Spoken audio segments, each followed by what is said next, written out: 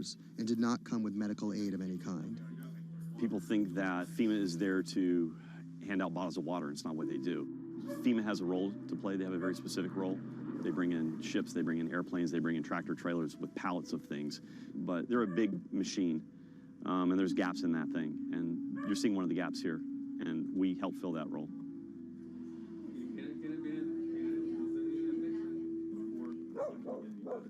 These guys are in a bad situation before, and now they're struggling for real basic things. One of the risks that you run is people going from fear to hopelessness. Those are the folks that we're trying to reach. And how are they reached? How are they even found? Word of mouth, mostly. And what's your role in all this? Ghost in the machine. I'm lucky enough to be able to communicate with folks in FEMA, the state of Puerto Rico. For a ghost, Robert makes his presence well known. Not only was he the de facto leader of the mission, now with FEMA in tow, he created his own maps to survey storm damage. So we're right here. And delivered them to FEMA HQ free of charge. I have pretty good reach. Perhaps that's how he managed to earn himself a coveted FEMA badge without actually working for them. And it's these relationships that allow him to operate more efficiently than an NGO or a government agency. We're able to resolve problems at a different level. Our next stop was on a mountaintop, a family of 11 struggling to care for their special needs brother in what was left of their house. Probably we are the first health team to come and visit this family. Muy bien, todo muy bien. The patient has Down syndrome. He is all day in bed. The difficulty with this is the patient cannot be alone. The most important thing is that you need to take care of the chronic disease besides disability, because they have been not going to a doctor, and no doctor has come in here yet. So we need a refill of this medication. After maybe 54 days, it's not getting better. And the only way that you can be able to see that is coming to the ground, drive, and see the people and talk to the people. You can see San Juan from here, but you can't get there. It's like the Emerald City.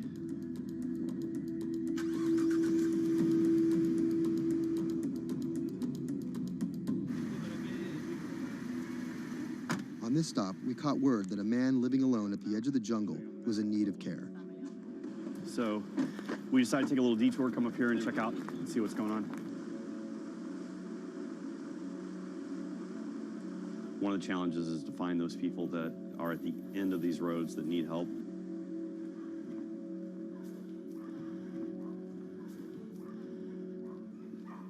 ¿Pero por qué estás solo? ¿Por qué estás por acá? I'm asking about why he's alone right here. He said things of life happens. Yeah, I'm here by myself.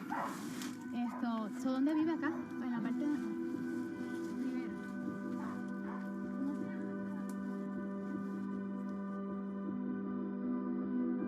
This is not a job.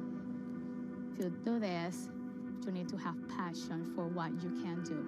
You're not going to get paid. It's said in disaster response and emergency response that the real first responders are your neighbors.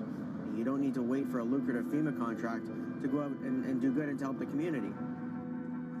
In the end, do you feel like you're making a difference? Lives you touch and people that you can affect. I don't really think about it in those terms. But why do you do it? It helps me sleep at night. I think it's as much for the people that are going out to help and do things as it is for the people that you affect. Whether out of altruism, or the lure of a paid gig, or some mixture of the two, Anderson hopes to stay here to help shape Puerto Rico's future. Puerto Rico's essentially been a colony for 400 years. It was treated poorly by the Spanish. It was not treated well by the United States when they first got here. Puerto Rico can continue in the way that it's always been, or Puerto Rico can rebuild itself like nothing that's ever been. And we have to do everything we can to make that real. That's the bottom line.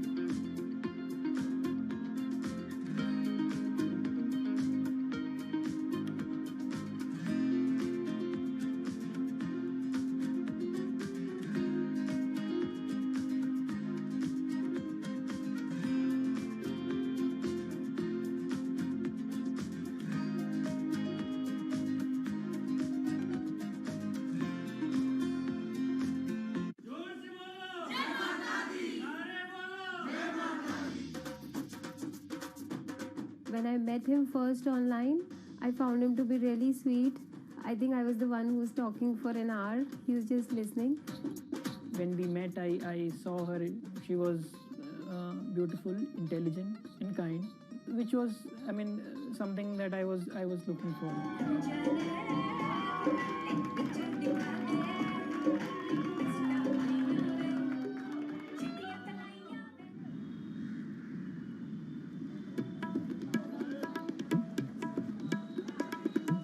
Anshu and Sumit are one of about 12 million couples that get married in India every year. Unlike their parents' generation, they're not from two close villages, but from two cities on opposite sides of the country. And their love didn't start through community matchmaking, marriage brokers, or classified ads in newspapers, but began online.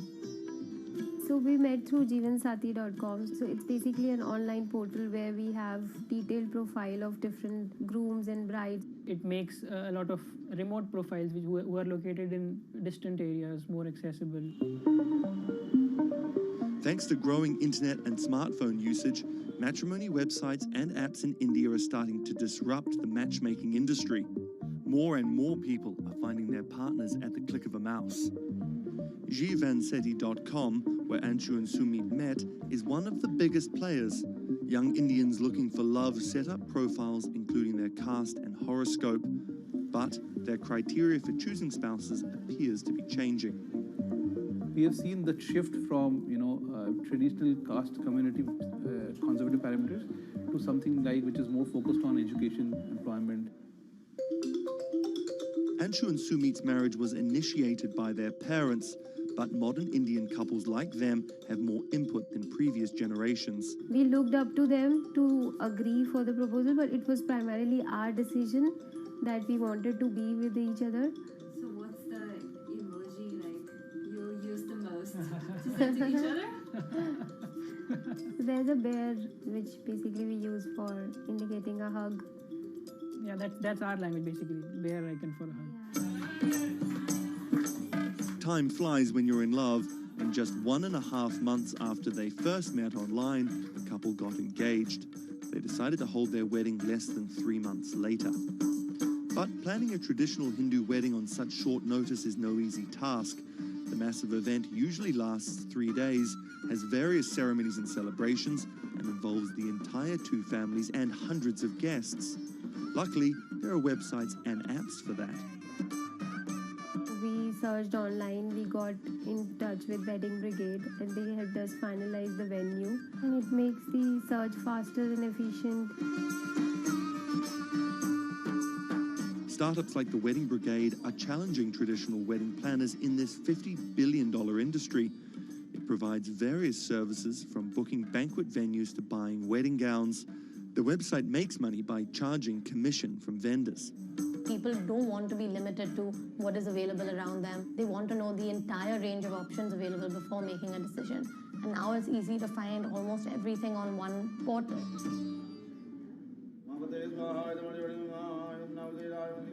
Anshu and Sumit are officially married in a ritual that has gone on for thousands of years, but their love started in a very new way.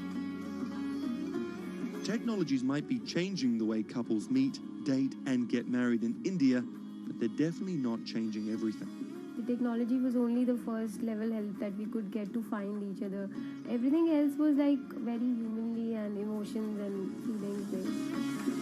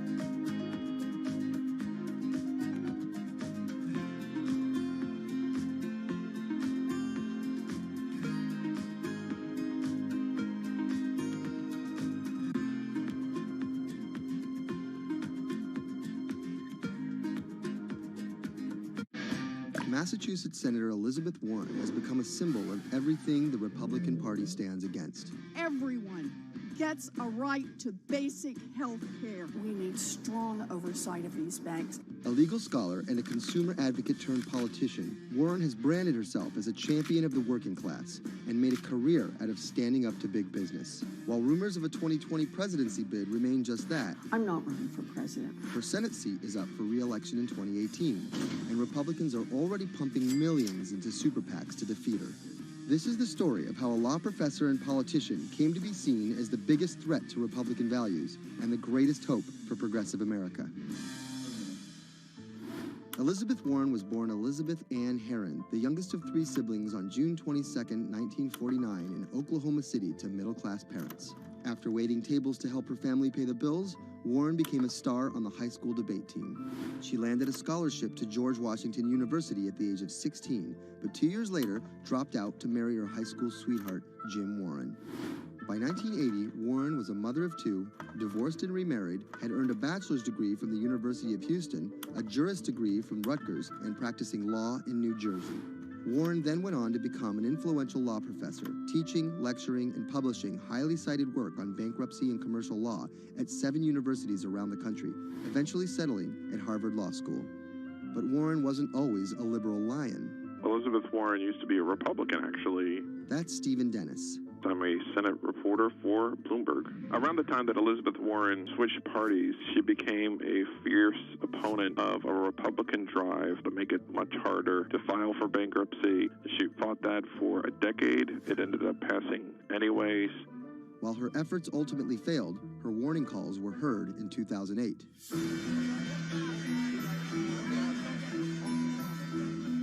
We're in the midst of a serious financial crisis.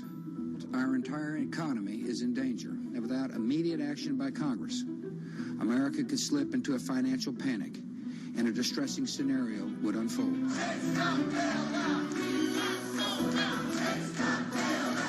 Professor Warren was tapped to help with oversight in the government bailout. She would excoriate bankers and their bonuses and their practices. Why should the U.S. taxpayer alone carry Citi? She proposed a series of tough regulations, which became the basis for much of the Dodd-Frank financial law that we have today. That sort of catapulted her to national stardom, particularly among the progressive left.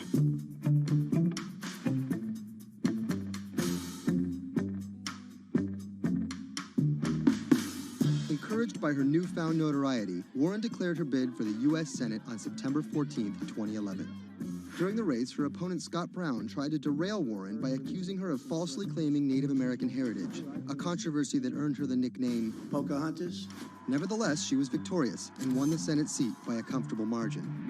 She used her new tenure to challenge everyone, from banking regulators and Treasury officials to members of Wall Street and Congress. I'm really concerned that too big to fail has become too big for trial. We need tough new laws to hold corporate executives personally accountable. No one should be above the law. She called for Wells Fargo CEO John Stump to resign for fraud, introduced the Bank on Student Loans Fairness Act, and reintroduced the 21st Century Glass-Steagall Act.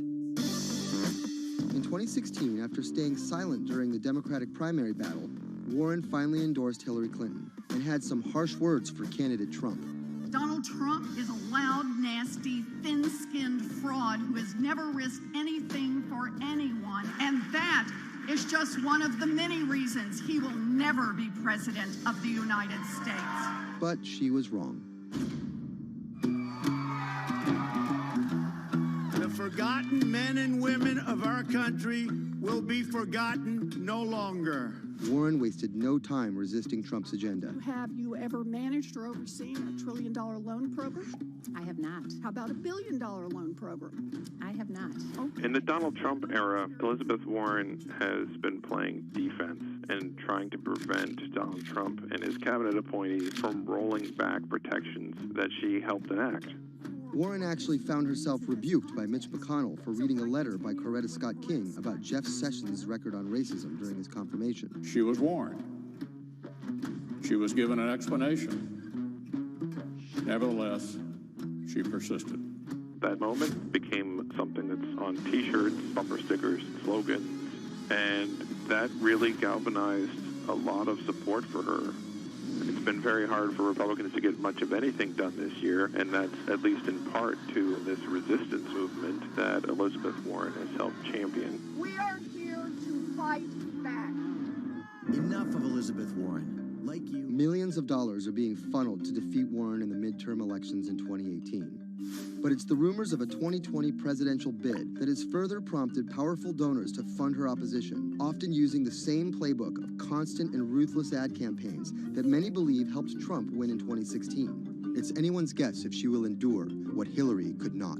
You know, the question for Elizabeth Warren is whether she can go from being a liberal firebrand to somebody who can regularly get 60 votes for initiatives in the Senate and 218 in the House and drive an agenda, and whether she can bring together coalitions for political victories. That's the challenge, and we'll see what happens.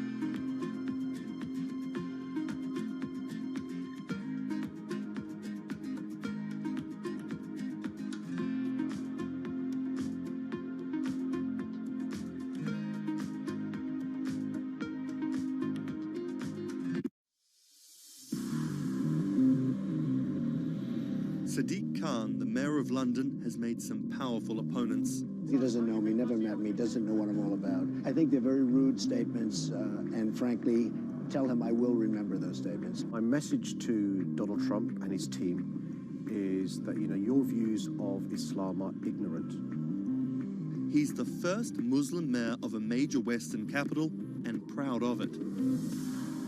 This is how Sadiq Khan went from the son of Pakistani immigrants to a lawyer, lawmaker, and now the mayor of London. Khan's parents emigrated from Pakistan. His father was a bus driver, his mother a stay-at-home seamstress. The 10-strong Khan family squeezed into a 3-bedroom flat in South London. He wanted to be a dentist, but TV in the 1980s convinced him otherwise. Objection! LA law, with its swagger and ill-fitting suits, caught Khan's eye. He graduated in 1991 with a degree in law from North London University and joined a human rights firm. Khan worked a number of high-profile cases, often clashing with London's Metropolitan Police Force. But he had bigger political ambitions. This is what being a new MP is like, squatting on a bench in the absence of an office, dealing with letters from constituents. Reports are just coming in of an explosion here in London. So there's just explosions, and then it was just smoke everywhere. Everyone's just asking what's happened. Only 2 months after Khan entered the Commons as a Member of Parliament, London was attacked by Islamist extremists. That day will stay with me for the rest of my life. He spoke out against the attacks both as a London MP and as a Muslim. He has been very clear about his opposition to violence, opposition to terrorism, and has set out to make the case for a more open and peaceful Islam. That's Thomas Penny, one of Bloomberg's Westminster correspondents. Here is a man who is a Muslim, and he is standing up and being open and straightforward and being clear that the problem here is not Islam, but it's Islamic extremism. In 2015, a decade after the attacks, Khan ran for mayor of London, and his faith was back in the headlines. His opponent, Zach Goldsmith, trying to link Khan to radical Islam. The debate got again personal and nasty. The Goldsmith camp has called Khan extreme and accused him of associating with, quote, those who seek to do our police and capital harm. It's a pattern of behaviour. Even the former Prime Minister David Cameron repeated the allegations. He shared a platform with Sajil Shahid, the man who trained the ringleader of the 7/7 attacks and accused the United States of bringing 9/11 on themselves. But the smears didn't stick. Zach Goldsmith ran a very negative campaign that was based on what people knew was a lie. This election was not without controversy.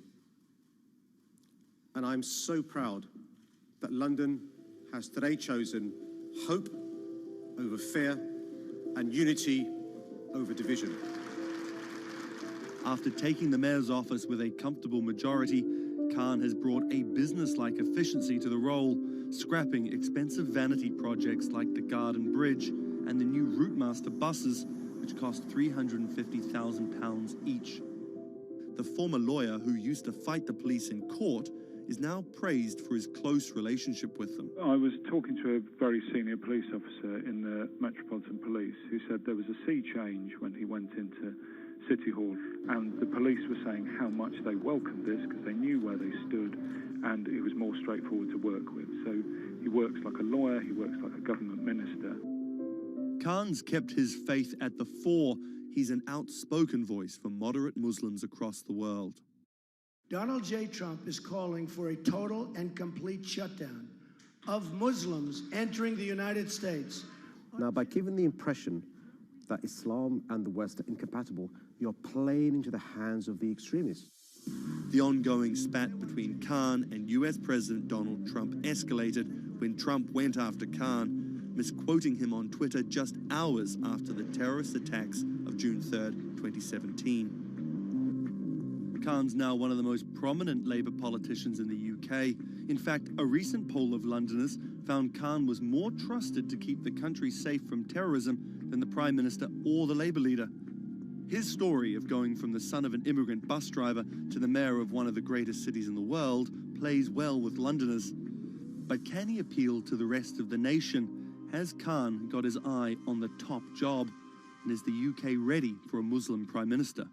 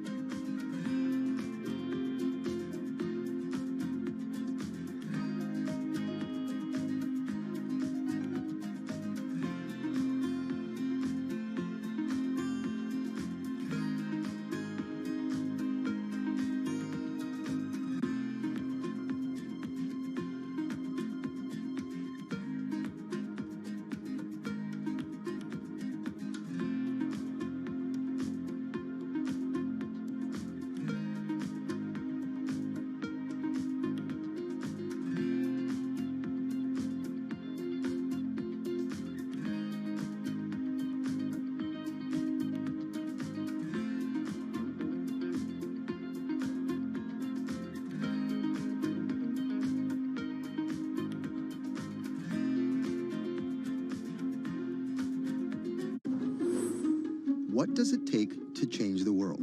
A big army? A cure to a pandemic? A revolution? All of these take either a lot of people, thousands of hours, or massive amounts of space. But for Julian Assange, all he needs is one room, an internet connection, and the world will listen. Assange is located here, and more specifically, right here. And from that location, he's posted government secrets, classified documents, and leaked emails from some of the world's most powerful people. And in doing so, has been labeled a hero, a villain, a nihilist, and everything in between. This is how an Australian programmer sequestered in the Ecuadorian embassy in London became one of the most influential and notorious people in the world. Born in 1971 in Townsville, Australia, Assange has always been on the move. Living in over 30 homes by the time he was in his mid-teens, Assange, along with his mother and half-brother, finally settled down in Melbourne. His introduction to hacking started at 16 when he was given a Commodore 64, which he attached to a modem. He attended the University of Melbourne, where he studied programming, physics, and mathematics. He never graduated, but that doesn't mean he didn't get an education. By 1991, Assange hacked into the Pentagon, U.S. Navy, and other branches of the U.S. government. In 1996, he was caught by the Australian Federal Police and charged with over 30 counts of hacking and computer-related crimes. He didn't get any jail time, but he was fined $2,100. I think the first taste of what would come later was the hacking that he did as a young programmer, and that really sort of foreshadowed a healthy skepticism of the use and abuse of technology by governments. That's Vernon Silver. I'm a reporter for Bloomberg's investigations team. Assange's youth as a hacker laid the foundation for him to start WikiLeaks in 2006. But what is WikiLeaks? It's a website that posts unfiltered, usually classified documents. What separates it from every other media outlet is that they have no editorial hierarchy. With a publication like the New York Times, information comes in, they take that information, package it, then disseminate it for the public to see. WikiLeaks, however, cuts out the middleman. WikiLeaks gathers information, most of it given to them anonymously. So what they're doing is really very simple. They get the information in one end from who gives it to them and out the other with sometimes minimal interference. Julian Assange is the leader of that, the mastermind, the creator, and really, because he thinks of it as a journalistic enterprise, the editor-in-chief. But every story starts with a source, and Assange has some unconventional sources. Julian Assange does not hack as far as we know. He is the recipient of people who are either insiders who give him secret documents or hacked emails from a foreign power. That's Eli Lake. I am a columnist for Bloomberg. And there was no source bigger for Assange than Chelsea Manning. He used to be known as U.S. soldier Bradley Manning. In 2010, Manning provided Assange and WikiLeaks with hundreds of thousands of leaked government documents. WikiLeaks quietly began releasing the documents in February of 2010, then made big headlines in April by posting what is now known as the collateral murder video. Come on, fire! It was a vivid, graphic video. It changed the debate on the Iraq War, and importantly, it put WikiLeaks on the map when they put it online, and they couldn't be ignored at that point. And those leaks were just the beginning. They went on to post more than 90,000 leaked documents known as the Afghan war logs, 390,000 documents known as the Iraq war logs, and 250,000 private messages between diplomats called cables in what is now known as Cablegate. These leaks were met with very real ethical questions. The problem with publishing those cables was that a number of confidential sources for U.S. diplomats who faced real danger when their names were exposed. Then Secretary of State Hillary Clinton drove the point home that every country, including the United States, must be able to have candid conversations about the people and nations with whom they deal. Shortly after Cablegate, the Swedish government issued an arrest warrant for Assange on allegations of rape and molestation. He claimed the allegations were fabricated to get him extradited to the United States, a claim the U.S. government denied. Either way, Assange's next move was to seek refuge in the Ecuadorian embassy, which really was the beginning of the new chapter in his life and what we're dealing with now, which is him being stuck in London. What was supposed to be an office in an embassy is now Assange's self-imposed prison to this very day. But that doesn't mean he's slowed down. Since being trapped in the embassy, WikiLeaks has released files about Guantanamo Bay prisoners, Syrian political figures, and the draft to the Trans-Pacific Partnership.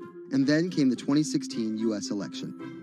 Thousands of leaked emails showed Democratic Party officials possibly plotting against Bernie Sanders in his race against Hillary Clinton. Over the course of 68 days, WikiLeaks released 20,000 confidential Democratic National Committee emails. In terms of the presidential race, if you look right here, when Assange released the first batch of emails, Trump actually takes his first lead against Clinton. I think we've had enough of the Clintons, in all fairness. Once WikiLeaks started exposing secrets of the Democratic Party, Julian Assange became a hero to many on the right. Public opinion kind of flip-flopped. WikiLeaks. From the emails, we now know Hillary Clinton's campaign manager makes risotto, and also how the DNC squashed Bernie Sanders' campaign. One thing we don't know is who gave Assange the stolen emails in the first place. Many leading Democrats say they suspect it was the Russians. They released an analysis from a private cybersecurity firm that had said it was the Russians. But Assange claims our source is not the Russian government, and it is not a state party. So this is where we stand today. The public still doesn't know who provided the emails to WikiLeaks. Meanwhile, Assange is still running WikiLeaks and still releasing documents. In March 2017, he started publishing documents from the CIA's Center for Cyber Intelligence called Vault 7. The CIA, the agency charged with finding and keeping our top secrets, can't keep its own secrets. As long as Assange has a connection to the world, no government secret will be too far from exposure. Julian Assange is still in the embassy. Maybe he'll leave, maybe he won't. Kind of regardless, his work has been done. He's changed the way people think about their governments, about their own secrets, about their own hackability, and really the world has changed because of him.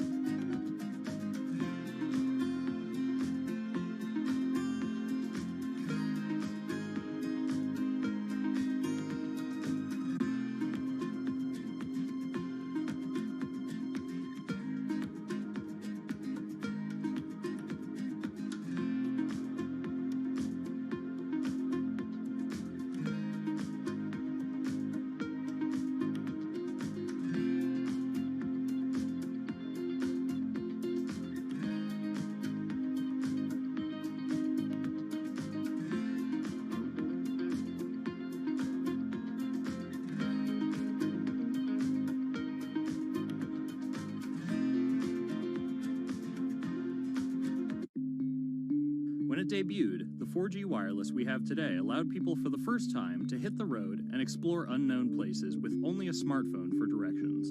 When 5G arrives, it could enable driverless cars to take us there as well. 5G stands for 5th generation mobile networks or wireless systems. It's insanely fast and can accommodate a lot more connected devices. But the reason it's being called revolutionary is because 5G will allow connected devices to speak to each other as well as people. Right now we're living in a world where really it's a one-way experience. That's Bloomberg tech reporter Ian King. The network talks to your phone, you look at your phone and access data, then you send something back to the network. What we're being told about 5G is that really for the first time we're going to see machines communicating with each other over mobile networks in a meaningful way. 5G could end up being 100 times faster than what we have now, with speeds that could reach 20 gigabits per second. In plain English, that means downloading a full-length HD movie in seconds. 5G will also increase total bandwidth, which we will need in order to accommodate the growing Internet of Things. We're talking about the class of devices like internet-connected refrigerators, thermostats, dog collars, but 5G will enable many, many more. Things like your utility network, factories, where machines are just sat there not connected at all. Suddenly they're all going to be connected. Suddenly we're going to be able to have real-time monitoring. Other things like cars, like utility poles, like your light, the light poles. But perhaps the biggest advance will be a huge reduction in communication lag time, known as latency. A network of driverless cars will need the speed of 5G to ping each other multiple times per second to avoid collisions. Near instantaneous data transfers could allow doctors to perform surgery remotely with a robotic scalpel. So how will all this work? First, you need to improve network density. And that's just a fancy word for saying you put more towers out there. What we're being told is that's not actually the case with 5G. The idea is 5G will not only use the existing mobile spectrum, but also tap into higher frequencies called millimeter waves. Millimeter waves can carry more data, but only travel short distances. This may mean you'll see a lot more of these base stations around town. And the new towers may have as many as 100 antenna ports, compared to about a dozen on 4G cell towers. So when will we get 5G? Getting 5G ready is expected to cost providers $275 billion over 7 years in the US alone. Look for the first 5G service to pop up in big cities sometime in 2019.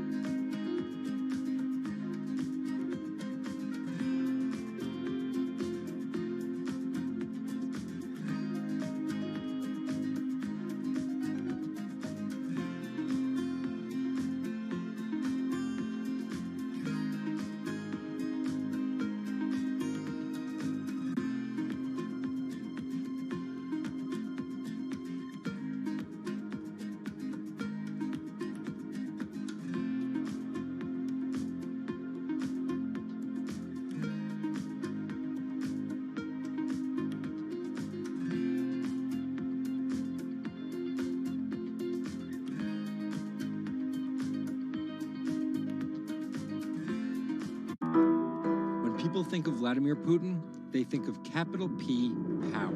And that's exactly the impression he creates. Whether it's physical power, firing different weapons, riding in various James Bond-esque modes of transportation, or tossing hapless opponents in judo.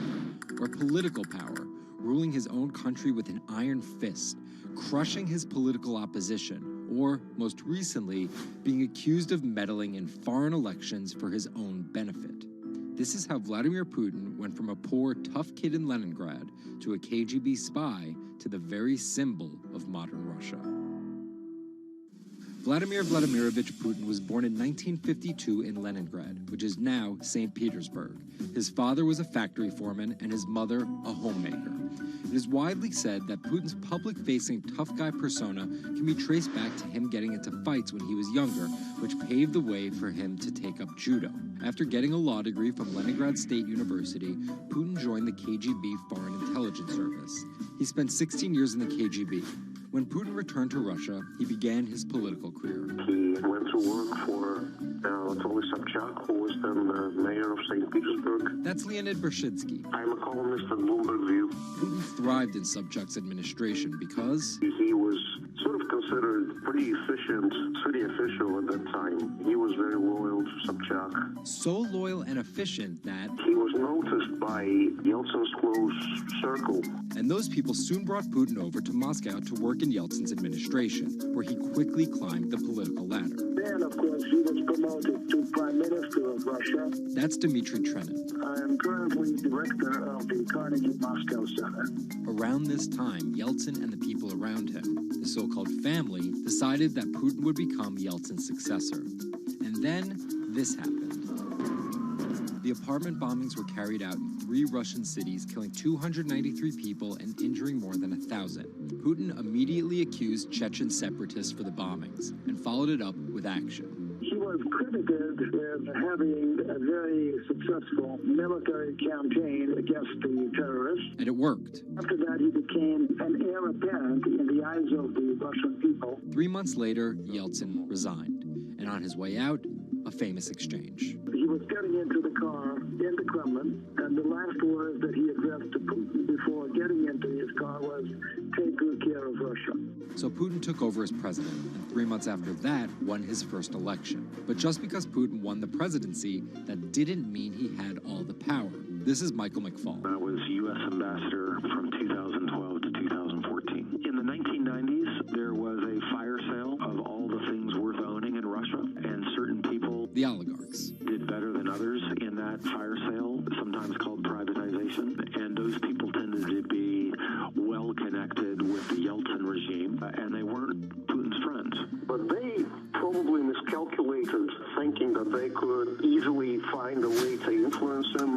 It became impossible almost from the start. From that very moment, there was warfare between him and the oligarchs. That's when Putin gave the oligarchs a choice. Putin's way? Some of those people from the 90s managed to figure out a new way of dealing with Putin and have survived. Or prison.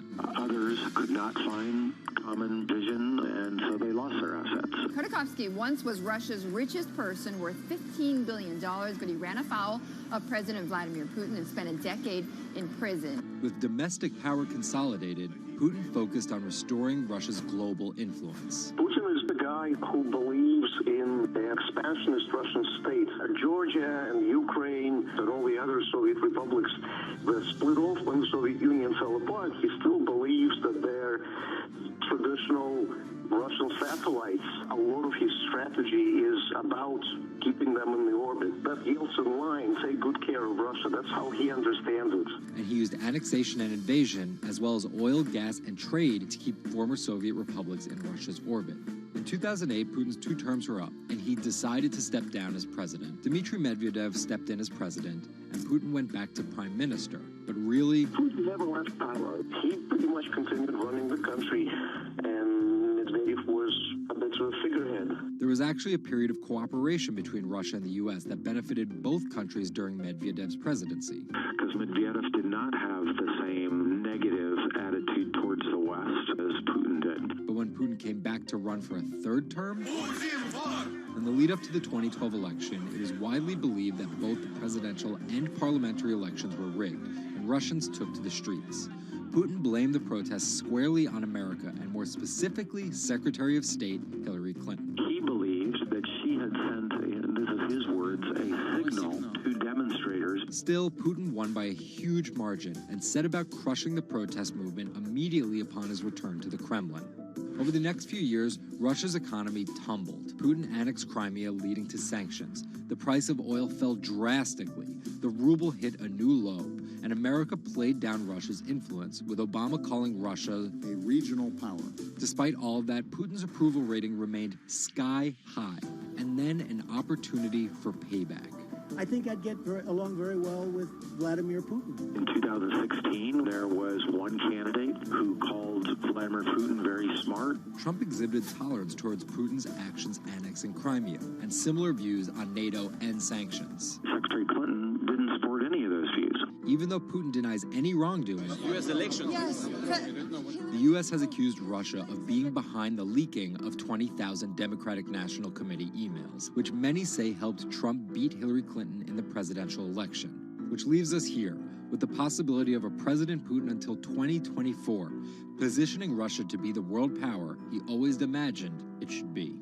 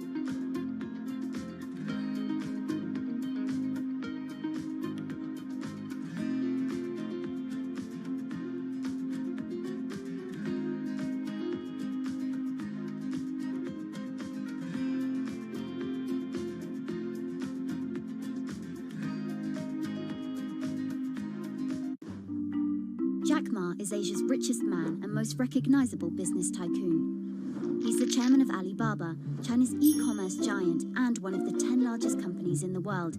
Yet he still wants more. We know where we're going. We want to be the 5th largest economy. Big words from the man some call Asia's Jeff Bezos. He's confident, he's charismatic, and he's definitely not the average CEO.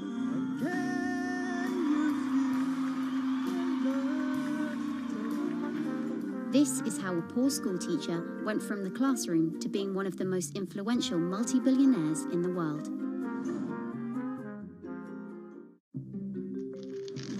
Ma was born in China's southeastern city Hangzhou in 1964.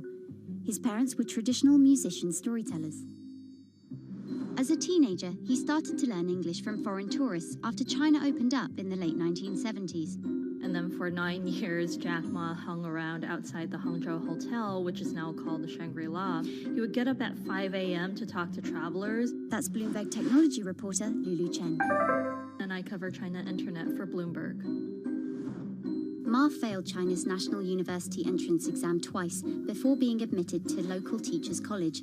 He graduated in 1988. He applied for 30 jobs and got rejected, including from the fast food giant KFC. When KFC came to China, capital say, 24 people went for the job.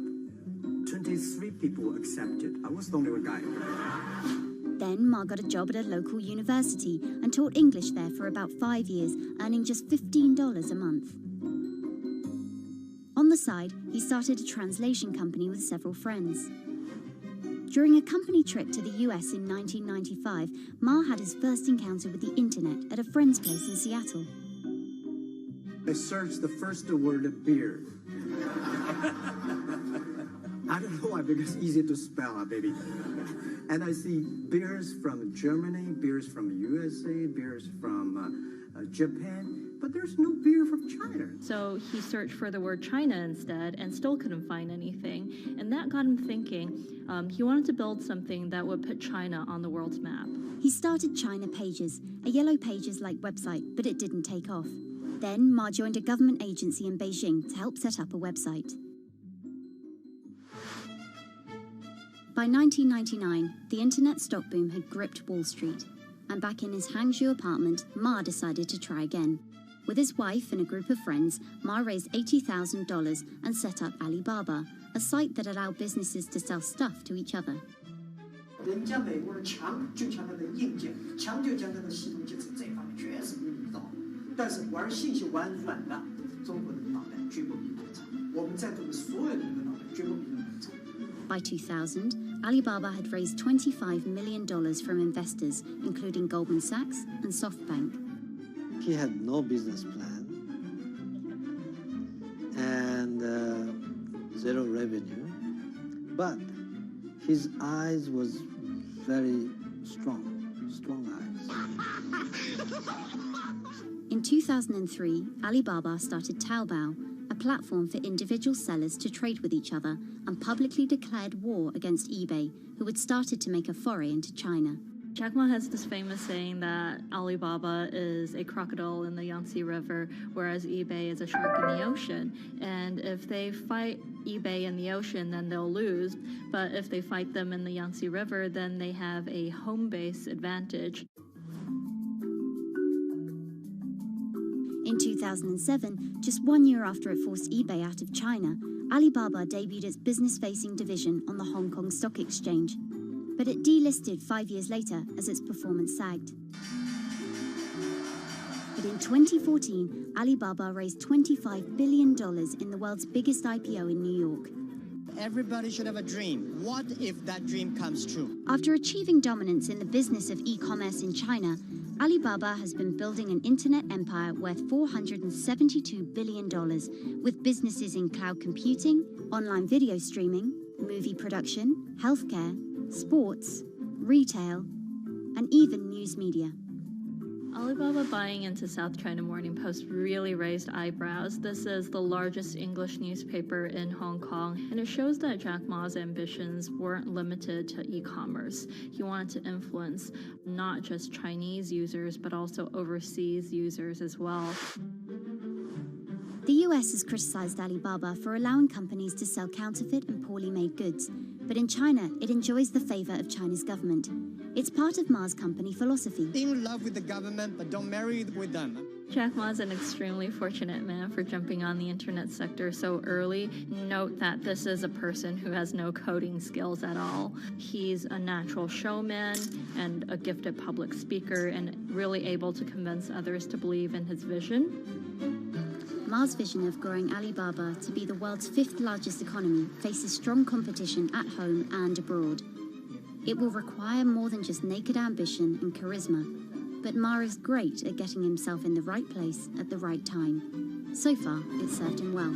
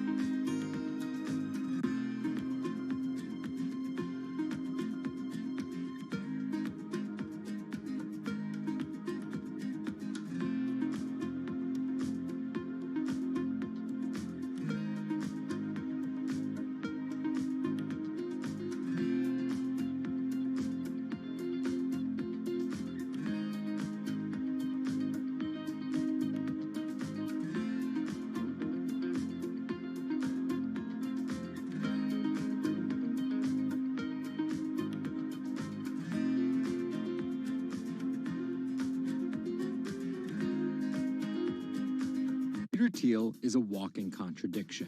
He got his bachelor's and Juris Doctorate from Stanford, but speaks out about the horrors of higher education, saying college is as corrupt as the Catholic Church was 500 years ago. He's a staunch supporter of the free press, yet he bankrolled a lawsuit to bankrupt an independent media company. But these were not journalists. And most of all, he's an immigrant libertarian who's the most public supporter of Donald Trump in all of Silicon Valley. What Trump represents isn't crazy, and it's not going away. This is the story of how an openly gay, immigrant genius, libertarian billionaire went from tech contrarian to Silicon Valley's biggest Trump supporter.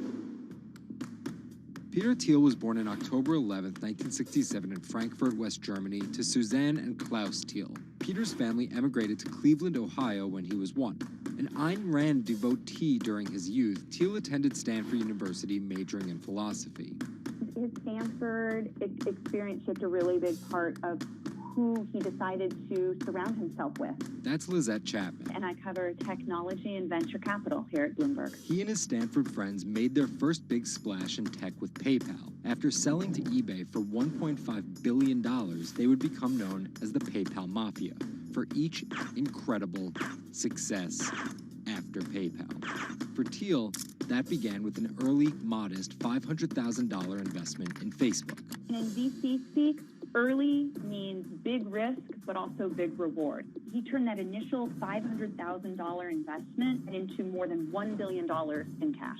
But Thiel was just getting started with Facebook, and he went on to make a whole bunch of wildly successful investments. From SpaceX to Airbnb to one of the largest, most powerful companies in the United States, if not the world, and of course that's Palantir. The incredibly controversial secretive data mining startup he founded with his colleagues from PayPal. It connects data silos and then allows non-technical people to search that information for patterns. Data like financial information, feeds from video cameras, biometric details, passport information, flight manifest. Palantir doesn't talk much about how they collect this data, who has access to it, or what they do with it. But they have contracts with the Department of Homeland Security and the CIA and the Department of Justice and the Securities and Exchange Commission and several other federal agencies. It's the richest company you've never heard of, valued at $20 billion. But there are plenty of obscenely wealthy people in Silicon Valley. What makes him different... He's a complex ball of multiple contradictions. Take college, for example. Even though college was extremely important for Thiel, there's something called the Thiel Fellowship. In exchange for dropping out and a promise not to pursue college, Thiel would give them $100,000 each. You basically tell people that if you get a diploma, you're saved. Otherwise you go to hell. You go to Yale or you go to jail. Also, his relationship with the press. Here's another contradiction. He's donated to free press initiatives, including the Committee to Protect Journalists. But he also secretly spent tens of millions of dollars bankrolling a lawsuit filed by Hulk Hogan over the publication of a sex tape and bankrupting the independently run Gawker Media. Why did he do this? Because in 2007, one of Gawker Media's blogs, Value-Ag, outed him as gay. And with the lawsuit, he found an opportunity to get back at them by funding the lawsuit that Hulk Hogan was able to bring then, but he wouldn't have been able to do that without Thiel's money. And finally, Thiel's biggest contradiction, his endorsement of Donald Trump. When he was asked about his support for Trump, he was surprised at the outrage that came with it from many of his colleagues in Silicon Valley. He didn't want more of the establishment. No matter how crazy this election seems, it is less crazy than the condition of our country. After briefly supporting Carly Fiorina in the primaries, Thiel pivoted to Trump, donating $1.25 million to Trump and his associated super PACs in October 2016. And he didn't just help Trump financially. He gave a full-throated keynote speech supporting Trump at the Republican National Convention. I'm not a politician, but neither is Donald Trump. He is a builder, and it's time to rebuild America.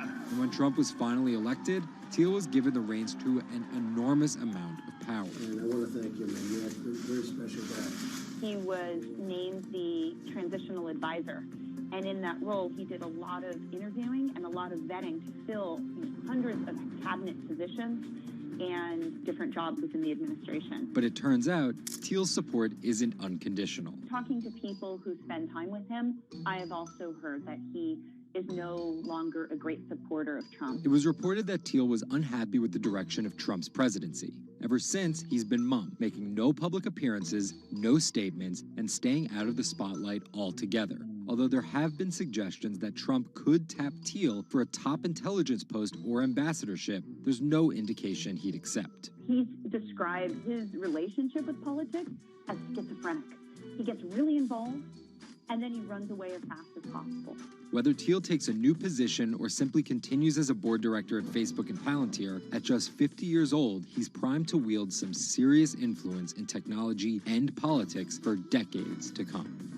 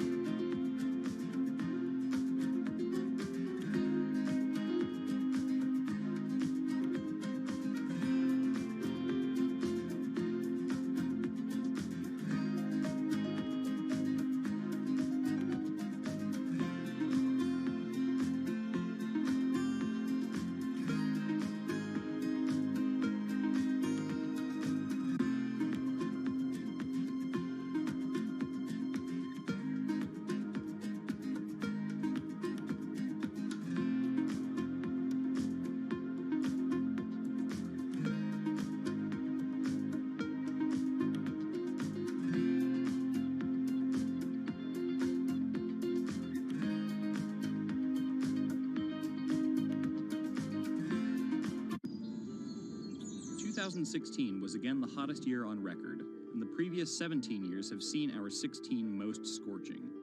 Scientists overwhelmingly agree, global warming is the culprit. And it's just getting started. Ice caps, extreme weather, wildfires, droughts, and the hits keep coming. What are we doing about it? In 2015, the world took its boldest step yet to stem climate change with a historic accord in Paris. But now comes the hard part. Nations must change energy policies and invest huge amounts of money, and they will likely do it without the United States.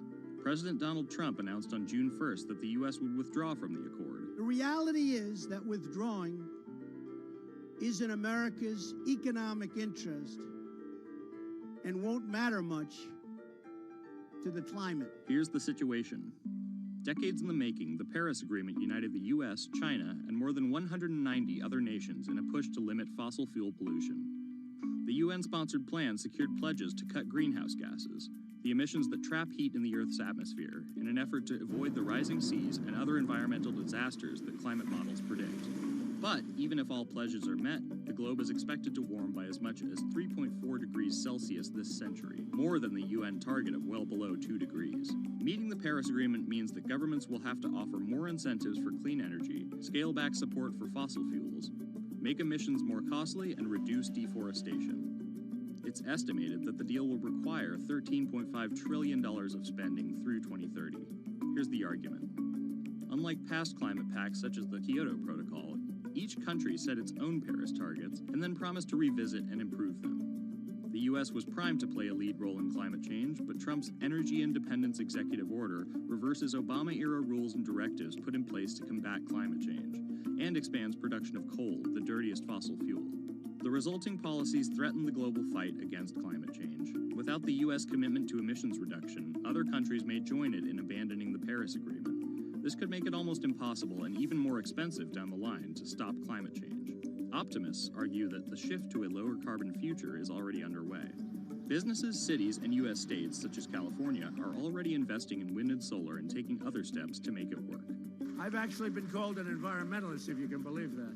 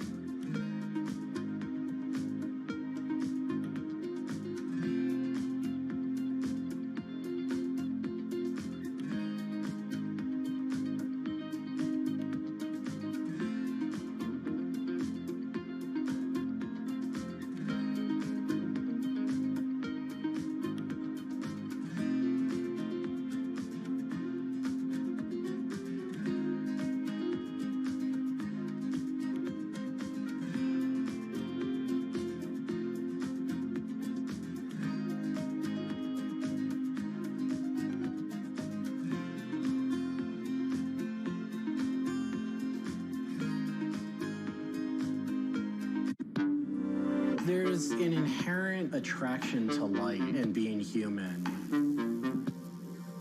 And I think on a very deep psychological level, light is this way in which we experience the energy surrounding us in a very personal manner.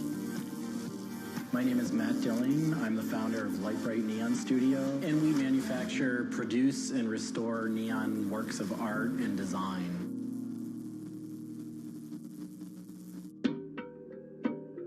Origins of the creative content of a lot of the work at Light Bright comes from a variety of sources. Sometimes people come with a napkin sketch, some people come with an Adobe Illustrator file, and we have a whole design team who then we kind of work together to help create layouts of what it might look like.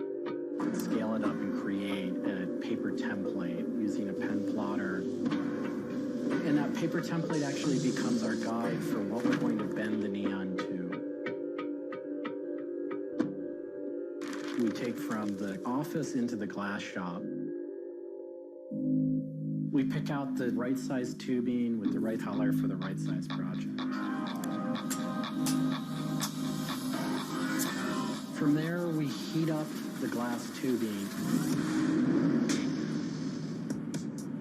The torches heat the glass well in excess of 1,000 degrees in order for it to get into its molten state.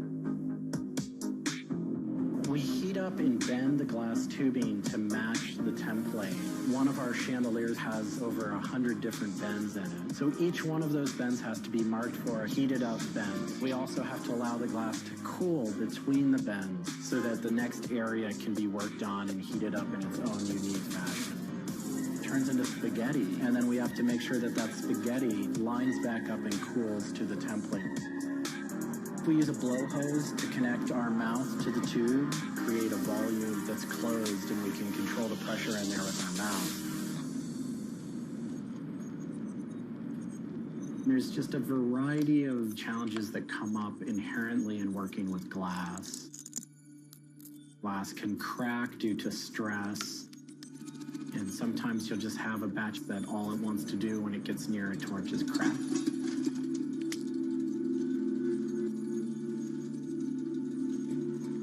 After we've bent various components, we have to go in using the crossfire or the hand torch and actually weld all of those pieces together. The last step on that is then to weld on electrodes onto either end. Each one of those steps is very, very specific. I draw inspiration from so many different experiences. It's hard to come up with one thing that's particular, but one of the ways that I really am able to connect with the creative is to float. Floating is a similar experience to meditation, to psychedelics. Going into a blackened room and laying out in a body of water and salt that's heated to your body temperature, and it allows for all sort of external stimulation to fall away. And your internal world really begins to bubble up and manifest. You really get to experience a different relationship to your mind.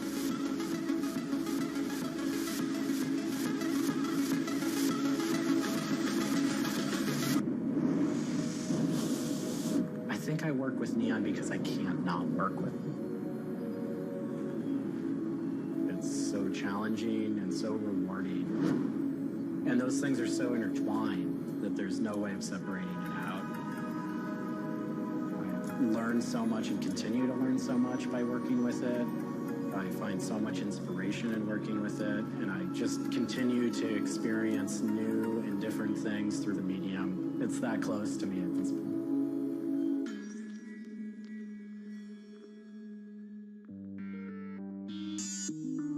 Once the neon tube is completed, we have to hook it up to our manifold for bombarding. The manifold is opened, a vacuum is drawn. We check the tube for leaks with our Tesla coil. We close the tube back off, and we heat it up using a very large and powerful transformer. As the tube is heated up, it releases anything that's not inert inside the tube, and we evacuate that out. We introduce the gas into it, and we seal the tube off, sealing into that tube whatever gas we introduced into it. I think my favorite part of making a neon light is when I see it lit up for the first time. Different gases, when electrified, emit different wavelengths of light. Neon gas is this very bright orange, fiery red color. Argon gas creates a very intense blue, but that light output that is produced can then be expressed in a different wavelength by coating the inside of the tubes with a phosphor coating that takes that one wavelength of light and emits a different wavelength. We bring it over to the aging table where we hook it up to an age-in transformer and allow it to settle, age the gas in that we've introduced to it. There's always a stray particle of something left inside the tube. But that time that the oxide coating can act to scrub whatever is left inside the tube while things are getting settled into place.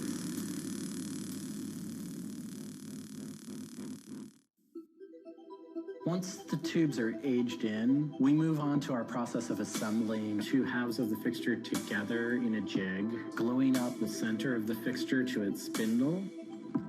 Once the adhesive dried, we would connect the wires from the fixture together into a transformer, and we turn on power and it lights up.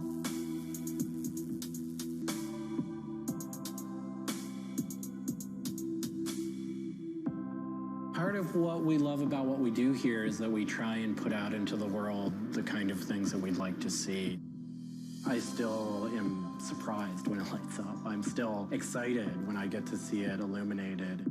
There's an ineffable quality to it. To me, is this insight into the inner workings of the universe. It literally is. It's a way of looking at what is surrounding us in the cosmos in a new light.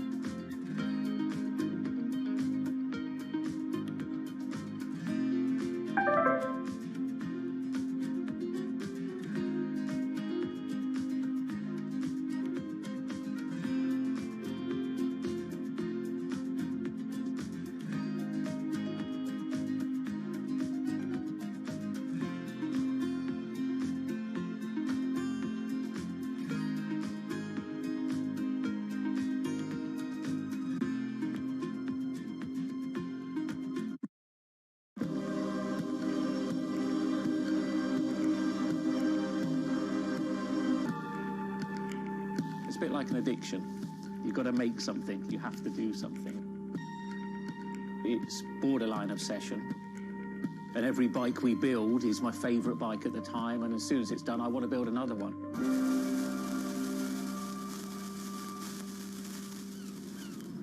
Sven Cycles is something I've been thinking about ever since I started cycling in my late teens. We want bikes that ultimately you'll really enjoy riding. There's never a bike that's the same. There's always a slight change. And as we build them individually as well, they have the marks of a bike that's built by hand. Most people I know cycle have an idea of their dream bicycle. And it may be an evolving idea you've had in your head. And we've worked with a lot of people that have come to us with sketches and scrapbooks. It's really, really nice to build something that's just one-off and unique. I think a lot of people see a bicycle as two wheels and a frame in the middle. There are a lot of subtle changes and nuances in design which can change the riding characteristics quite dramatically. I'm a really big fan of modernist architecture, and the simplicity of a modernist building is really hard to achieve. And with some of our bikes, they may look very simple, but I think people should not underestimate the time and effort that goes into designing a product. Tubing is key to a bike's feel and ride. Reynolds tubing has been in my life ever since I can remember. Growing up, I could never afford a frame manufactured with their tubing. We can now put a badge on our bike saying manufactured at Reynolds, which is a sort of thing as a kid I just wouldn't have believed was going to happen.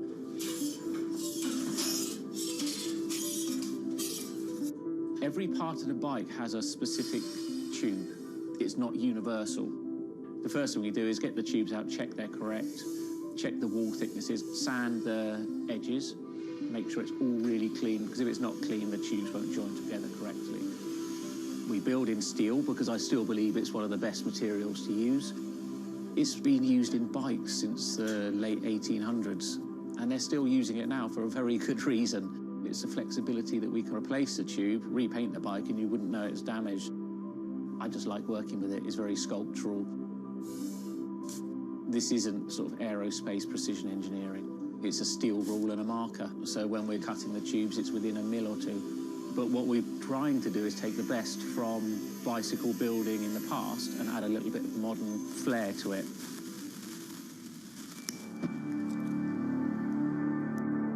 There's various techniques for building bicycles. We do a thing called fillet brazing, where you connect a pipe together. We use a bronze rod and a flame. We heat the tubes up to the same temperature and we fill the joint with bronze. And it gives a very, very sort of fluid, lovely, sort of quite sculptural feel. You've got to practice. You've got to be able to judge material temperatures. You've got to just look at it and you just get a feel for it. It's a stage where your tubes start to look a bit like a bicycle. My father's a jeweller. He'd make sort of very pretty things, which are lovely, but for me, they don't really have any function. What I love about bicycles, you can start on a Monday with a box of tubes. You can be riding it by the weekend, and it can last you for the rest of your life.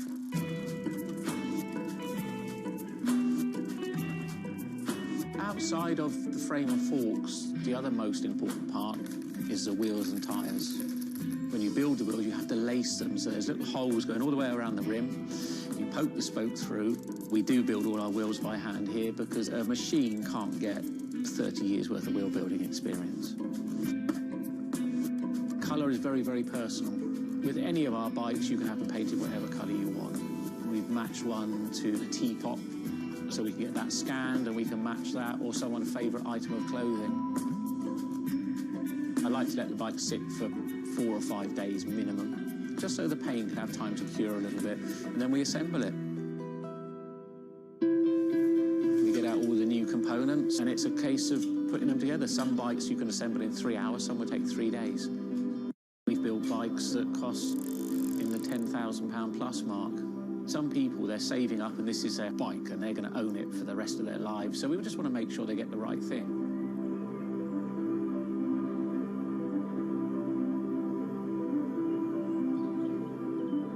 I think the bike for me was the first time I had some freedom. So as soon as I had one, I was off. A lot of people still get that thrill as when they were a kid blasting down a hill, wind going through their hair. It's fun. Everyone has their favourite jacket or something that just makes them feel good. If you've got a bike that fits well, you actually feel part of it. Building bicycles as a creative outlet is fantastic. It's not something you do because you're going to get a big paycheck at the end of the day. You do it something you have a passion for it.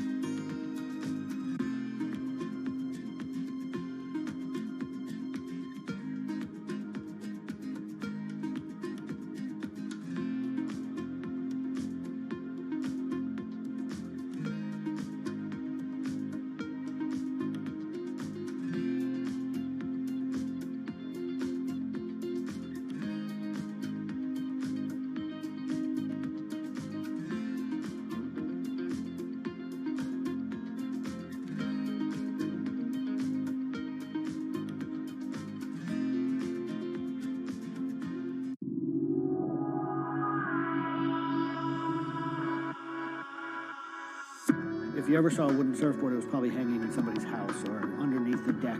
But kind of in the last 10 or 15 years, wood has made a big comeback. They surf wonderfully. It's beautiful, and it feels great to be on one of them.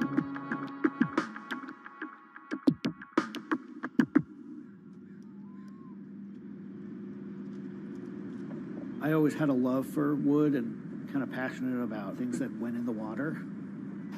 I've kind of been around wooden boats most of my life. There's just so much character. The way they're built, the stories that come with them, a lot of that has translated over to why we build surfboards the way we do. When we first started thinking about building surfboards, wood was the natural material we chose. They have a very high strength to weight ratio. Wooden surfboards have the longest history of use in the surf world than any other material. People have been surfing wooden surfboards since kind of the first documented history of people riding waves. The board starts in CAD, where we take a 3D model, break down the shape, and kind of create frames and templates and all the inner parts of the board that we get cut on a CNC machine. We take those frames and we just pop them out, assemble the frame into kind of a skeleton. go out to our lumber shed, pick a bunch of cedar, and bring them into our mill shop, put glue along the edges, clamp it all together into a panel. Everything's book matched. You have symmetry in the colors and texture of the wood. Cut your outline. Take our assembled frame, gently put it down right on top of the plank.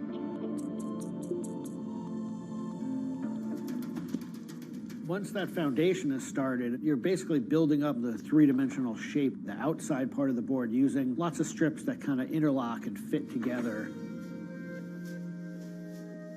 Every piece of wood is going to be different, and it's all going to react differently. There are frustrations with it, but I think that's one of the things that keeps it challenging. You learn to read the kind of what the grain lines are doing and what the color of the wood is telling you.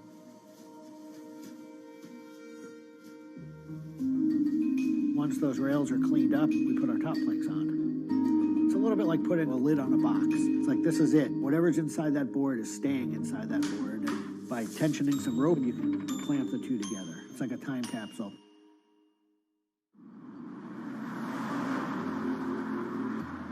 What makes our boards unique are they are built right here in York. They're built using material that grows right here in the state of Maine. They're built 100% by hand by local craftspeople and surfers. There's a lot of time that goes into these boards, between 40 and 60 hours start to finish.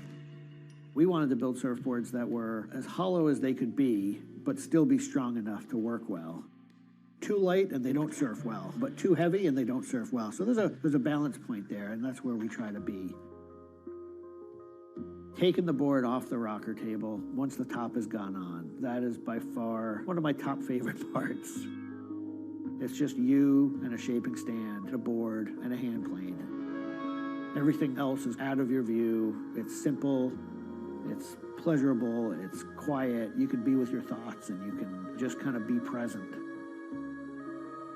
There's something about taking a nice sharp edge tool to a beautiful piece of wood and feeling the curls coming off and knowing that every pass that you're making, you're kind of getting it closer and closer to what you have in mind.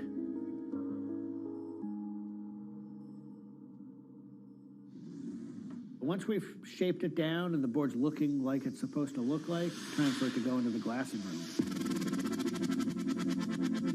4-ounce fiberglass, laying it over the board, draping it over the edges, cutting it, applying epoxy, and on the board. Once both sides are lamb coated, it's time to put in the hardware. Drill and router and install the fin box. And on the other side, we drill and put in the leash plug and a vent. There's a lot of air just naturally inside the board, and that air wants to expand and contract with temperature changes. And that vent has a little piece of Gore-Tex fabric in it, and it allows air to kind of breathe both ways, but it doesn't allow water to get in. Once all that hardware is put in, it goes back into the glassing room. We brush a nice, beautiful, thick coat of epoxy over the whole surface, and that we call a gloss coat. That's supposed to look beautiful and glossy and shiny and flawless. You get to see that board come to life. Whatever the colors in the wood, they really come out. It just makes it look like candy. You just want to touch it and run your hands down it, and it's just kind of the icing on the cake.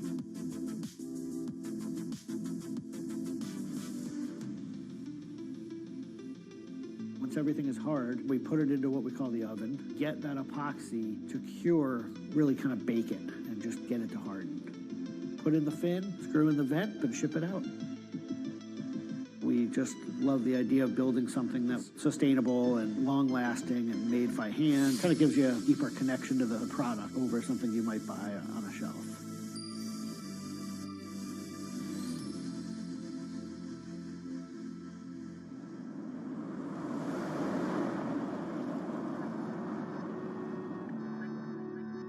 When a customer gets the board, they feel it. They 100% feel the amount of work and the amount of passion that went into the board. So I'm not really looking at hours and efficiency.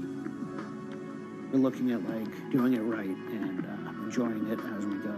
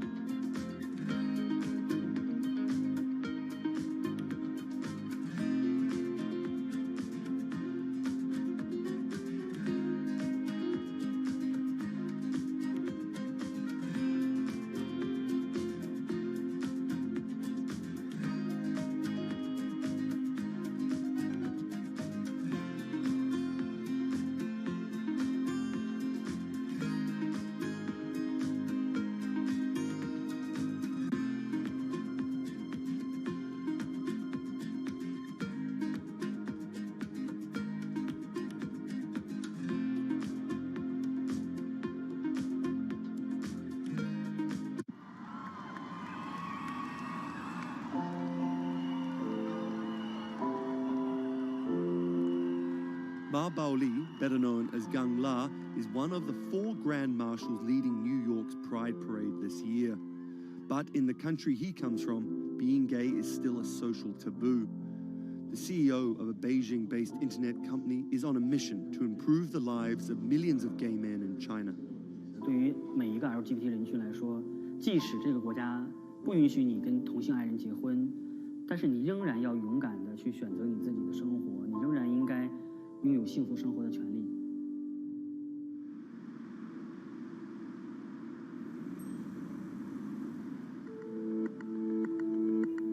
Ma's company Blue City runs an app and a website specifically for gay men. Blued is one of the biggest gay social networking apps in the world, with an estimated 30 million registered users. Unlike most other apps, Blued is more than just dating or hookups. 大家可以在我们这个软件里面找他自己的情感，然后可以阅读相关的内容，然后可以进行一些娱乐，比如玩游戏啊，比如看直播啊等等。Back in 2000, when Ma studied at a police school in northern China, he realized he didn't feel like everyone else. 因为他们都找女朋友，然后谈恋爱，但是我对长得好看的同性的男生，我反而觉得对我更有吸引力。所以那个时候我就到互联网上去找这样的一些资料，然后希望能够告诉我自己，我到底是谁。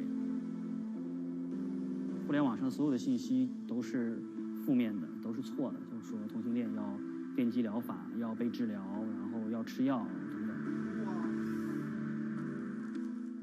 After visiting some foreign websites with different attitudes to homosexuality, Ma created his own site for a Chinese audience, encouraging people that 他们也是正常的，他们不用自卑，然后也不用自杀。Even though attitudes towards homosexuals are slowly changing in China, it's still a social stigma. The virtual world of Blued, where members can be open about their sexuality, is for most a striking contrast to their real lives. This is live streaming, a function added to Blued in late 2015, right as the internet craze was starting to take off in China. Many self-made stars like Jin make decent amounts of money by receiving audiences' virtual currencies and gifts. 我们不是彼此的初恋，初恋这种事儿多不靠谱啊。For Kyle and Klaus, a couple who have come out, live streaming on Blued means something different. 其实我经常会收到很多粉丝的一些互动的留言，就是类似就是说你们让我们看到了同志情侣之间的一些希望啊，我看到这样的留言我是很欣慰。The government's rules for acceptable content online may shift quickly in China, with LGBT material in a grey area. Many companies feel the chill of the recent internet crackdown, but Blue City still runs as usual. Ma has won the Chinese government's trust by helping with HIV prevention among gay men. A third of the company's staff are dedicated to screening pornographic and politically sensitive content. 我不太多的愿意去对抗，我更多的愿意去对话，去改变他们的想法。我觉得这个可能在中国来说是更有效的。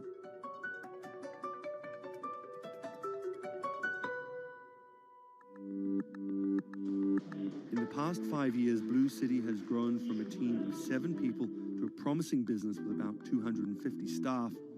Ma said the company earned over $15 million last year, mainly through advertising and selling virtual currencies to live streaming audiences.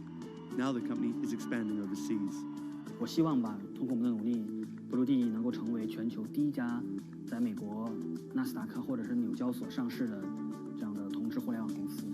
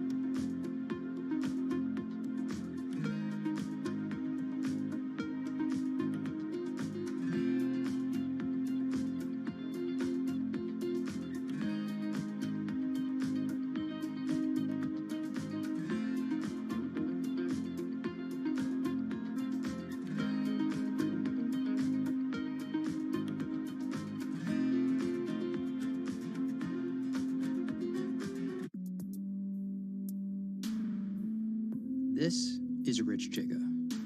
He's a Chinese rapper by way of Indonesia, and he's very popular on the internet. This is Joji. He's a Japanese-Australian singer, and he's also very popular on the internet. Plus, Joji invented the Harlem Shake meme.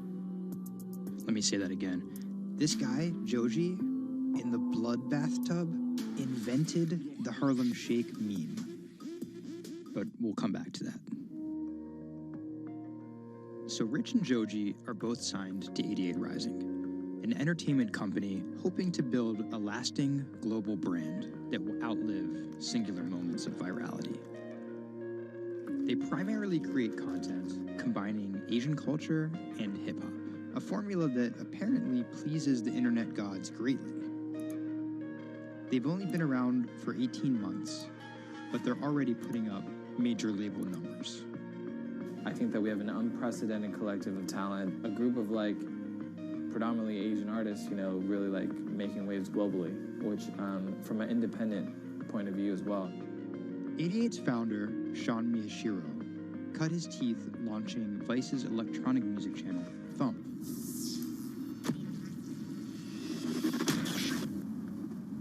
But quickly, Sean became interested in life beyond dance music. I knew that after launching a whole content platform that I have kind of the ability and the know-how to do it again, but like for what was the question. So Sean moved to the Bronx to start over and figure it out. He couldn't afford an office space, so he worked out of his car at the top of a grimy parking garage. Everything kind of started here. If you look around, this is my environment. This is my serenity, really. 88 Rising was built here. Built on the grounds of LA Fitness, residence in a parking garage. I was living in the Bronx. I'm just like, damn, where the hell do I go? So I just come up here and I I just kind of figure things out every single day. Being like, okay, what the hell is this thing? Coming here was kind of like my own kind of private office, basically. Like, to be honest, I would even go to the bathroom here. I would like take pisses here, you know what I mean? Like, it was, it's just too far to go back down there. When I need Wi-Fi, I'd spend a good part of the day at Dunkin' Donuts. Hi, how are you? Can I get a chicken snack wrap? Before 88 Rising officially launched, Sean caught a surprise break in the form of a Twitter friendship with a funny 16-year-old kid from Indonesia named Brian, who taught himself English by watching Rubik's Cube tutorial videos on YouTube. Seriously, that's true. I thought his Twitter was genius, from the future, just crazy, and like just the shit that he was saying, like the memes he was making. But I didn't know that he rapped or anything like that. I really didn't, and he came up with that stick like 2 weeks later. 12 in the morning, pop shells for a living and baby gon' smell blood trail every minute, bro. Dat Stick was Brian's first ever attempt at making a rap song, and it immediately went viral. Everything was great about it, but the one thing that I noticed is the song was hard as hell. Just like everything about it, man. Just like, it was menacing, bro. Soon after the video dropped, Brian signed with 88 Rising. I'll FaceTime with Rich. Sorry for calling you Rich Chiga on my phone, Rich. Brian, he gets like super pissed off that he's saved in my phone as Rich Chiga. He's like, dude, am I not a human to you? What's good, bro?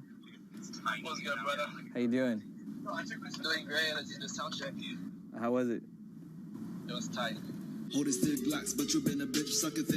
So, Brian could definitely rap, but some viewers understandably took offense at a Chinese kid satirizing rap cliches and calling himself Rich Chiga.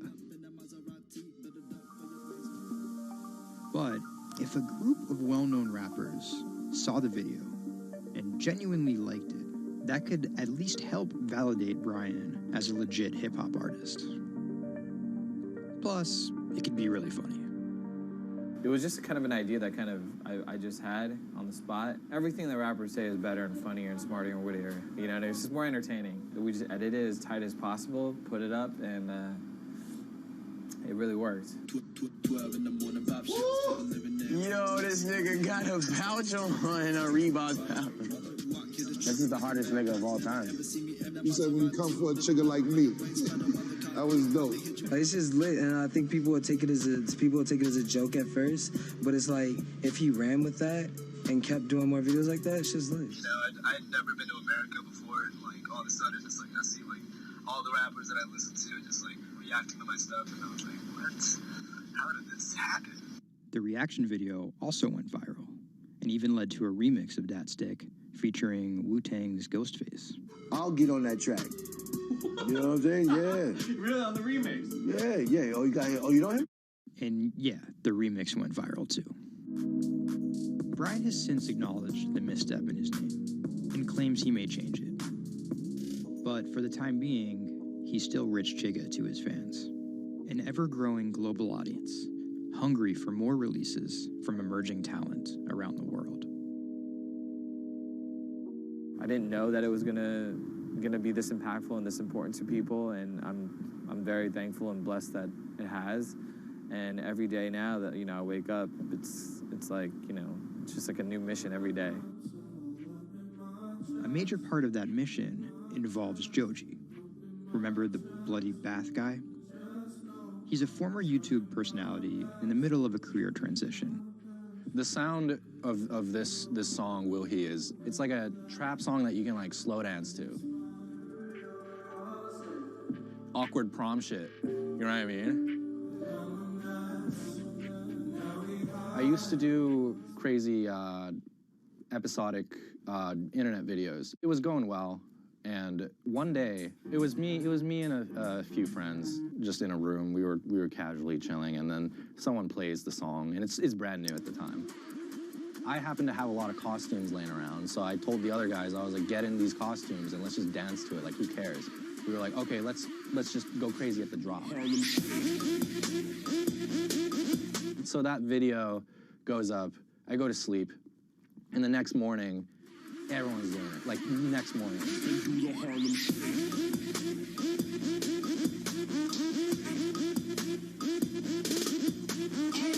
That taught me a lot about the internet, how people want to just be a part of something. And from that point on, something changed, and I was a little better at understanding demographics and people and what they want to see and what they want to hear.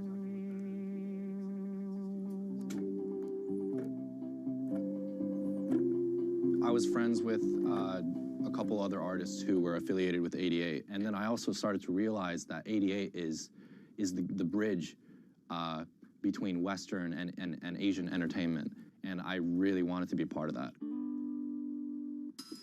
Joji just released the In Tongues EP, his first project as a serious artist. Joji's In Tongues record came out a couple weeks ago. It's #2 on Billboard on the R&B charts, which is crazy for independent release, and he's like a brand new artist. And the success is even more impressive, knowing he went from creating something like this, It's just Taco Bell. What could possibly go wrong? to creating something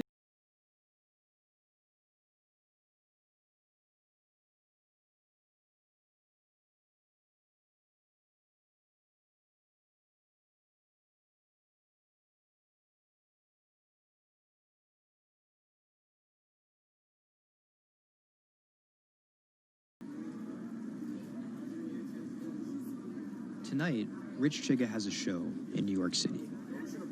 Tickets sold out in an hour. I came here, I'm first online. I was here at 1. I was the third person online. So why'd you get here so early? Because I want to see Rich Chigga.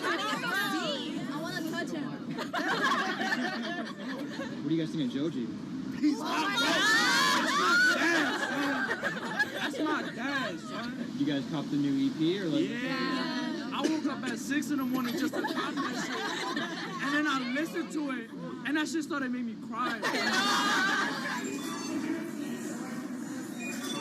This is actually kind of exciting. Every time, this never gets old. Like, you live online and social media, but like, there's nothing like just being with the people.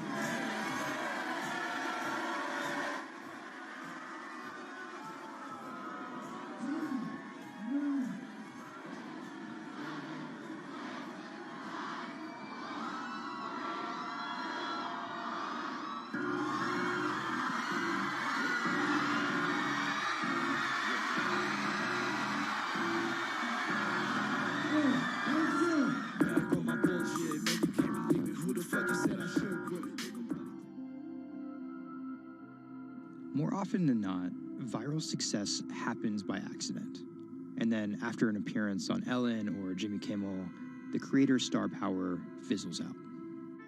But 88 Rising has figured out how to turn potential gimmicks into brands with an actual following that keeps coming back for the next thing. Oh, shit!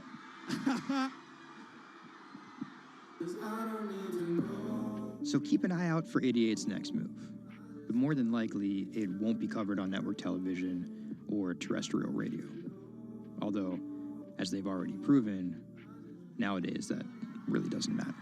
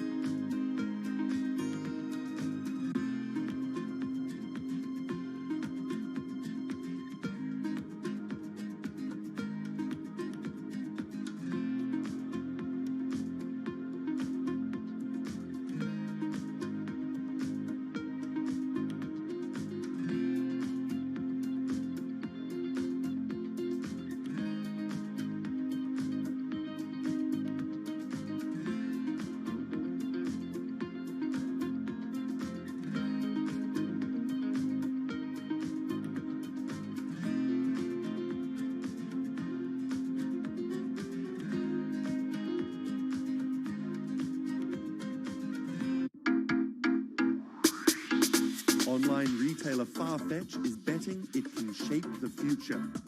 This is its concept store, showcasing the latest in retail tech. How do you capture all of that fantastic information that you gather in store with customers, touch and feel products? And we created a concept called the connected rail. And this is using a combination of RFID and ultrasound. The RFID signal recognizes the product, and the ultrasound recognizes the movement. Take the product off, and then you'll start to see your products appear. And essentially, it's like online browsing behavior. Whichever products you touch and pick up in the store are automatically sent to your app. This is effectively what you've created is your in-store wish list. In the middle, you'll see essentially a hologram of the product. What the customer sees, they control the experience on a touch device. What this allows the customer to do is take elements of products and then add their own style to it.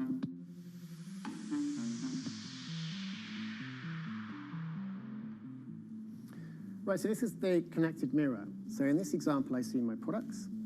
I select a coat, and that's tried it, and it's slightly too big for me. So what I can do is choose an alternative size and send a request to the sales associate, and they'll bring that size to me in the fitting room mirror. You'll also see that we've got some product recommendations here. Crucially, the sales associate's able to push items into the mirror from their device. If you wanted to, you could simply use the mirror and pay and go. Your items would then be packed and dispatched to you afterwards.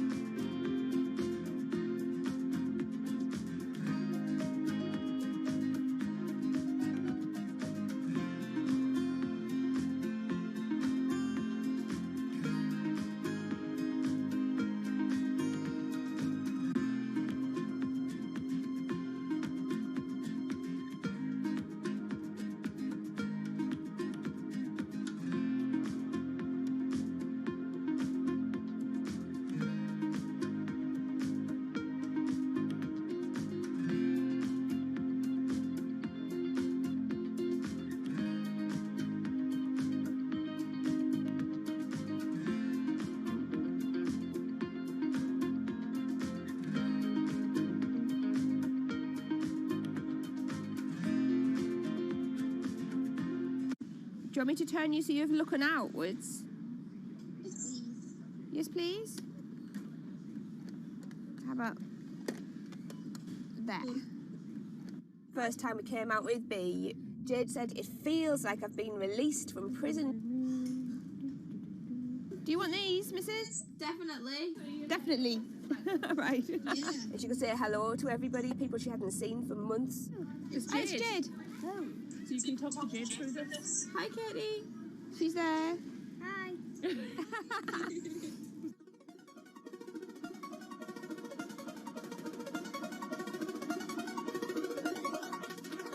Every time anyone's seen her, they want to know why she's there. And it's kind of the opposite of when you're in a wheelchair and people see you and they kind of go, oh, should I look? I don't know what the right protocol is. When there's a tiny robot with its bright little eyes going around just looking happy everywhere, it really opens you up for conversation. You've got some friends here, look. Hiya! When I saw her for the first time, I remember thinking, this is going to change things. This is one of those points where if this was a book, this would be the cliffhanger.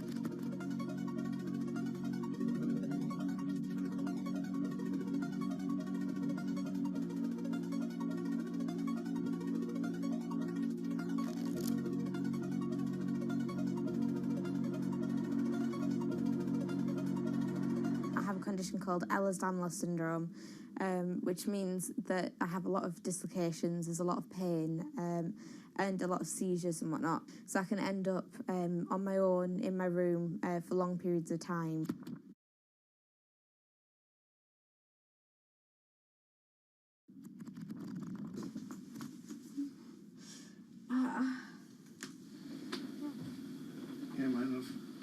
A lot of the time, with a condition like my own, of course there's the pain, and the pain is bad, and the dislocations are bad, and the seizures and being in paralysis and never knowing whether you're going to be able to wake up properly tomorrow, that's bad. But what's worse still is being able to count the number of people you see a day on one hand. Are you ready? Sure am, I'm just hoping the connection's going to stay. Yeah, me too. Alright, here we go.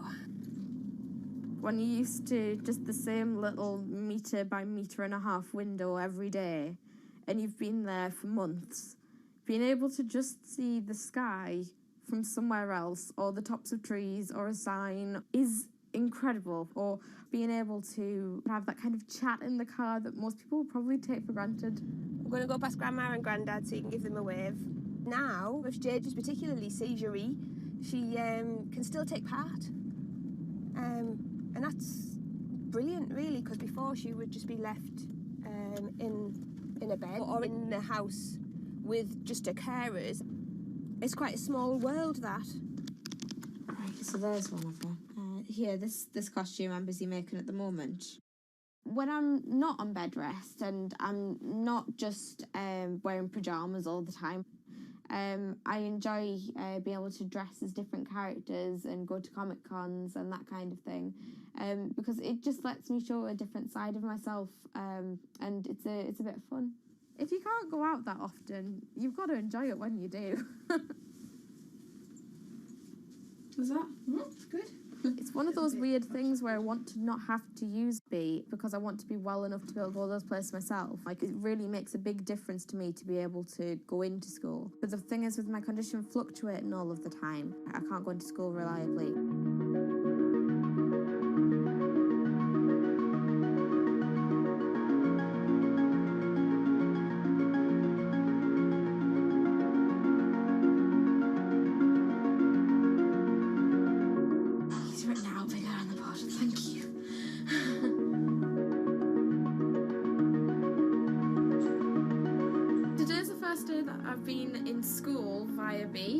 And so far it's interesting. Still a few little things that we need to work out, but for the most part I think it's going fairly well, and it's brilliant because I can really tell the difference between today and yesterday.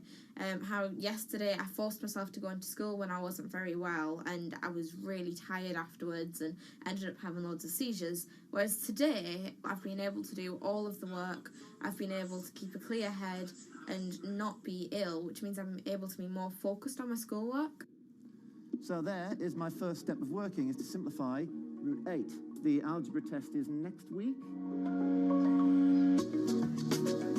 Now I'm trying to make friendships which I'll be able to maintain with B. Before that, I end up letting people down quite often.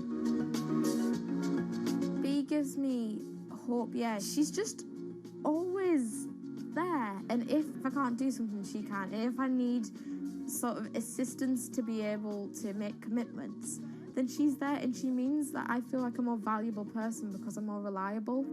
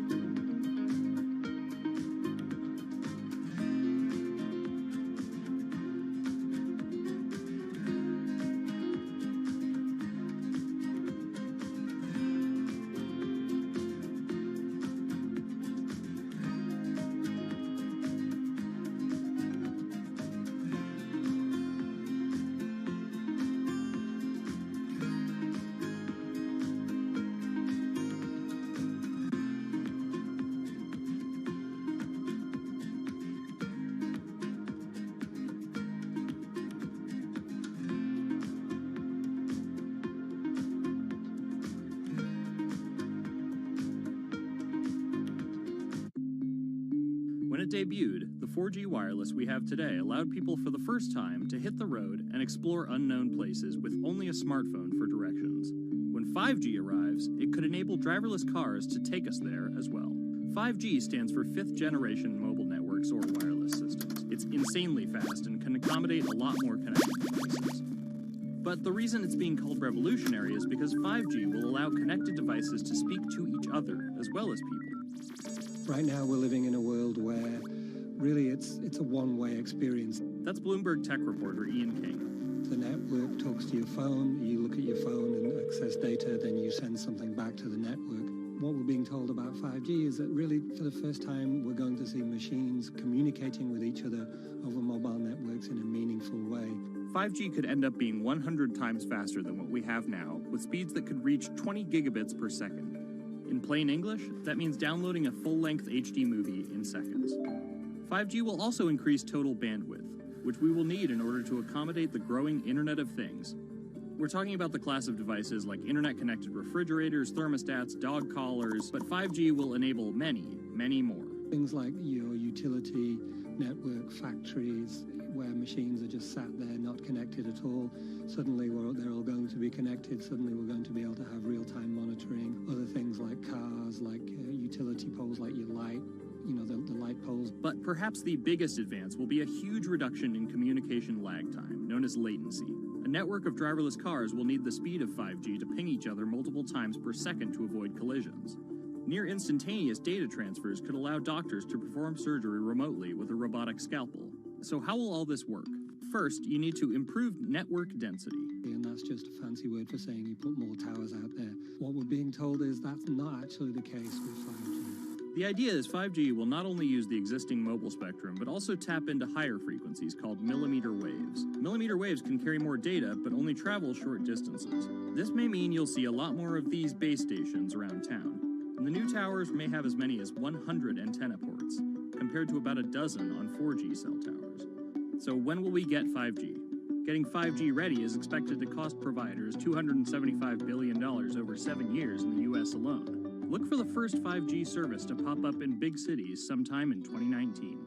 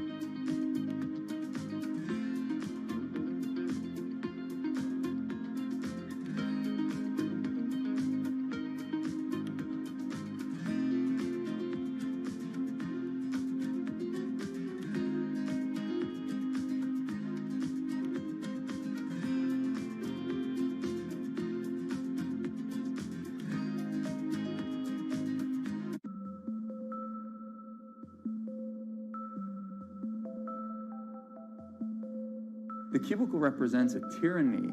It confines your imagination, your thoughts, into a small physical area. Imagine pretty much every software engineer or finance person being able to, disconnect from their desk and look at holographic monitors on a beach and doing their work from there. That's not going to be science fiction. It's the modern office place. Silicon Valley is all about building the future.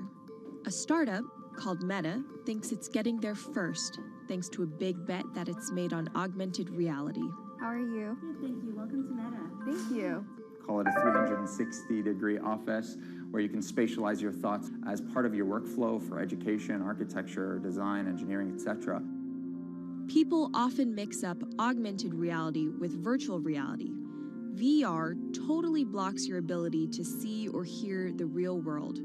AR overlays holograms onto what you already see. Meta has tried to make its version of the workspace feel familiar. You grab the hologram instead of using a controller or a mouse, and your brain already knows how to do it. In other words, we've designed an operating system that humanity has always known how to use. So you can see this eyeball, which is, by the way, photorealistic. You can see my hand is occluding the eyeball, and now the eyeball is occluding my hand, right? You see those two circles? They get small, and then they turn into this glowing white ball, and then I can move my hand around supernaturally. I can do this with 2 hands and rotate the thing. I can stretch it. I can throw it back right into the shelving system, and that's all you have to learn to become a modern worker. And to prove this, the employees at Meta have started to get rid of their computer monitors, trading them in for Meta's augmented reality headsets.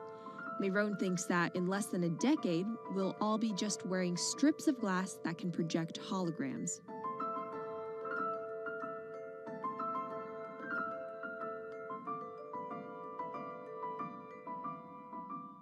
In the early 80s, everybody had computers on their desktop, but no one was using them because they had a lot of work to do. So they were still using typewriters. And at some point, the CEO took all the typewriters away and everybody was forced to use their computers. So it's very exciting to see a new generation of technology, a new paradigm. I consider us like pioneers in the holographic wild. I'm pulling up my browser with my hands and sending out emails to colleagues and just kind of really acclimating to the new environment.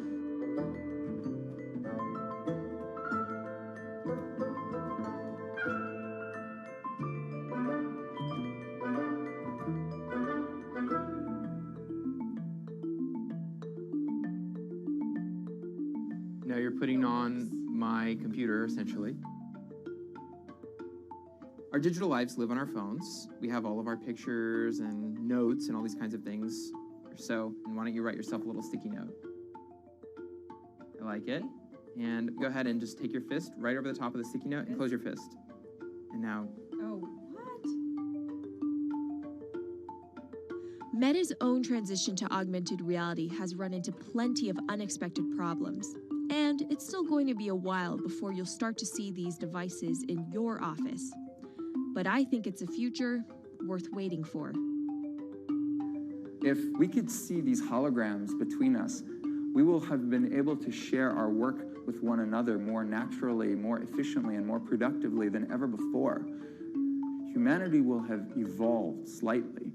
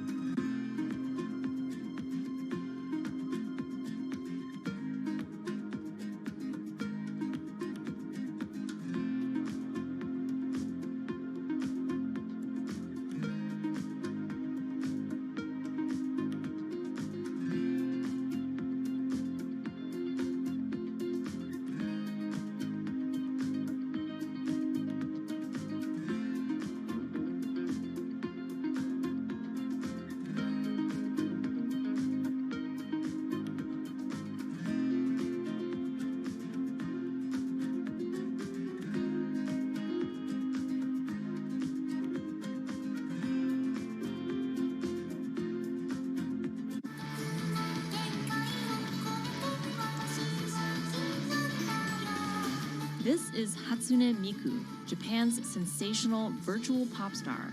She's released over 100,000 songs in multiple languages and performed sold-out concerts around the world.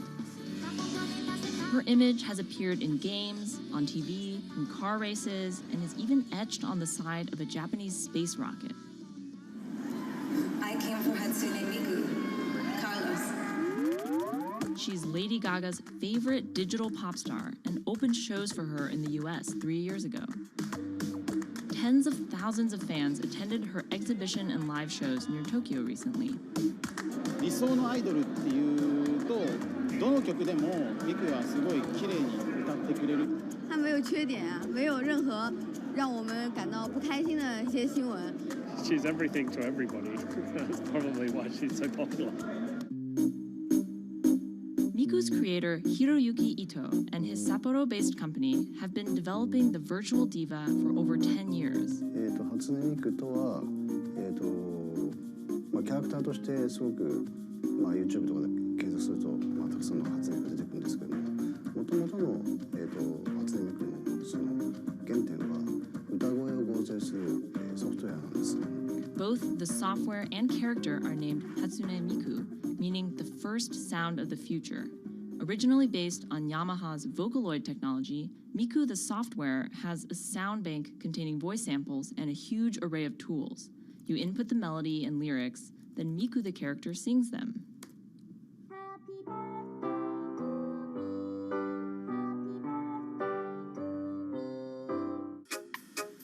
To date, Krypton has sold 120,000 software licenses at $200 each to fans around the world who use it to create numerous songs and share them online.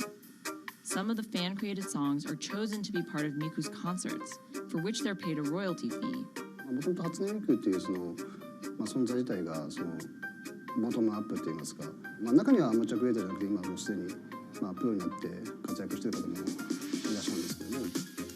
The company also has other revenue streams. It makes money from merchandising, licensing deals, and concert ticket sales.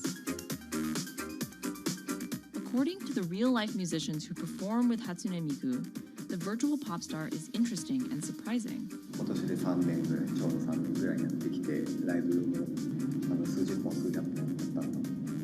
そういうことが演奏によって起こせるための、そういう器みたいな感じになってます。初音ミクらしさって僕はあんまりない。初音ミクって何だってあり。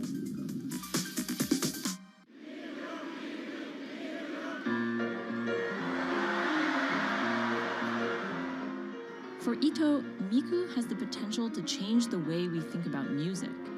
そういう新しいそのテクノロジーによって新しい音楽のあり方っていうものを模索していきたいと思っていました。And for her fans, it goes even further. ミクって魂がないので、だからみんなに魂を作り上げるために存在する。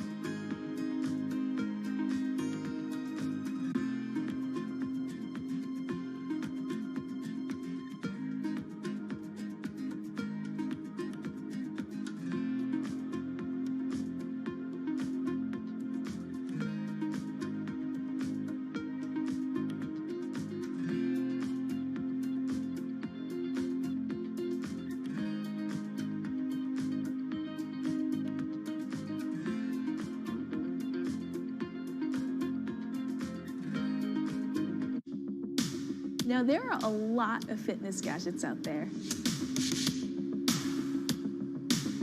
In my quest to get fit, I tested 17 of them over the last few months. At least one personal trainer I know was a little bit skeptical. Yeah, I've been watching these new technologies come to the market for almost as long as I've been a personal trainer. They're just tricks and tropes. They're not much different than the Bowflex machines or, to be honest, the original Jane Fonda workout video. But some of these gadgets that are just coming to the market do so much more than what they used to do, just tracking your activities. Out of all of them, this chest strap was my favorite. It comes with a robot coach that points to the future, one where you might not need a human trainer at all. And it works like this. You wear the chest strap so that it can read your heart rate, and that connects to Move's free app that talks to you. Welcome to Move Heart Rate Hit Outdoor Running. Let's get moving and warm up in Zone 2. Move's computerized coach tells you what to do at that exact moment, whether you're running outside or you're doing body weight exercises indoors. Swing your arms faster to get your legs moving quicker. Let's crush this round. And by reading your heart rate, she knows exactly how hard you're working. She keeps you honest. Way to go, you are in the target zone. Keep pushing, you're almost at the end of the round. Don't give up. I've been running for 7 years now, and my biggest problem is that I never push myself hard enough. I end up going on the same slow, comfortable 30-minute jog, but the Move HR Burn blasted me out of that rut. By the end of these half-hour exercises, I was drenched in sweat in a way that I never am when I work out alone. Training with a real person is great, whether that's your group instructor or your coach or your personal trainer, but humans, they're expensive. For the rest of us, this $60 gadget is all you need.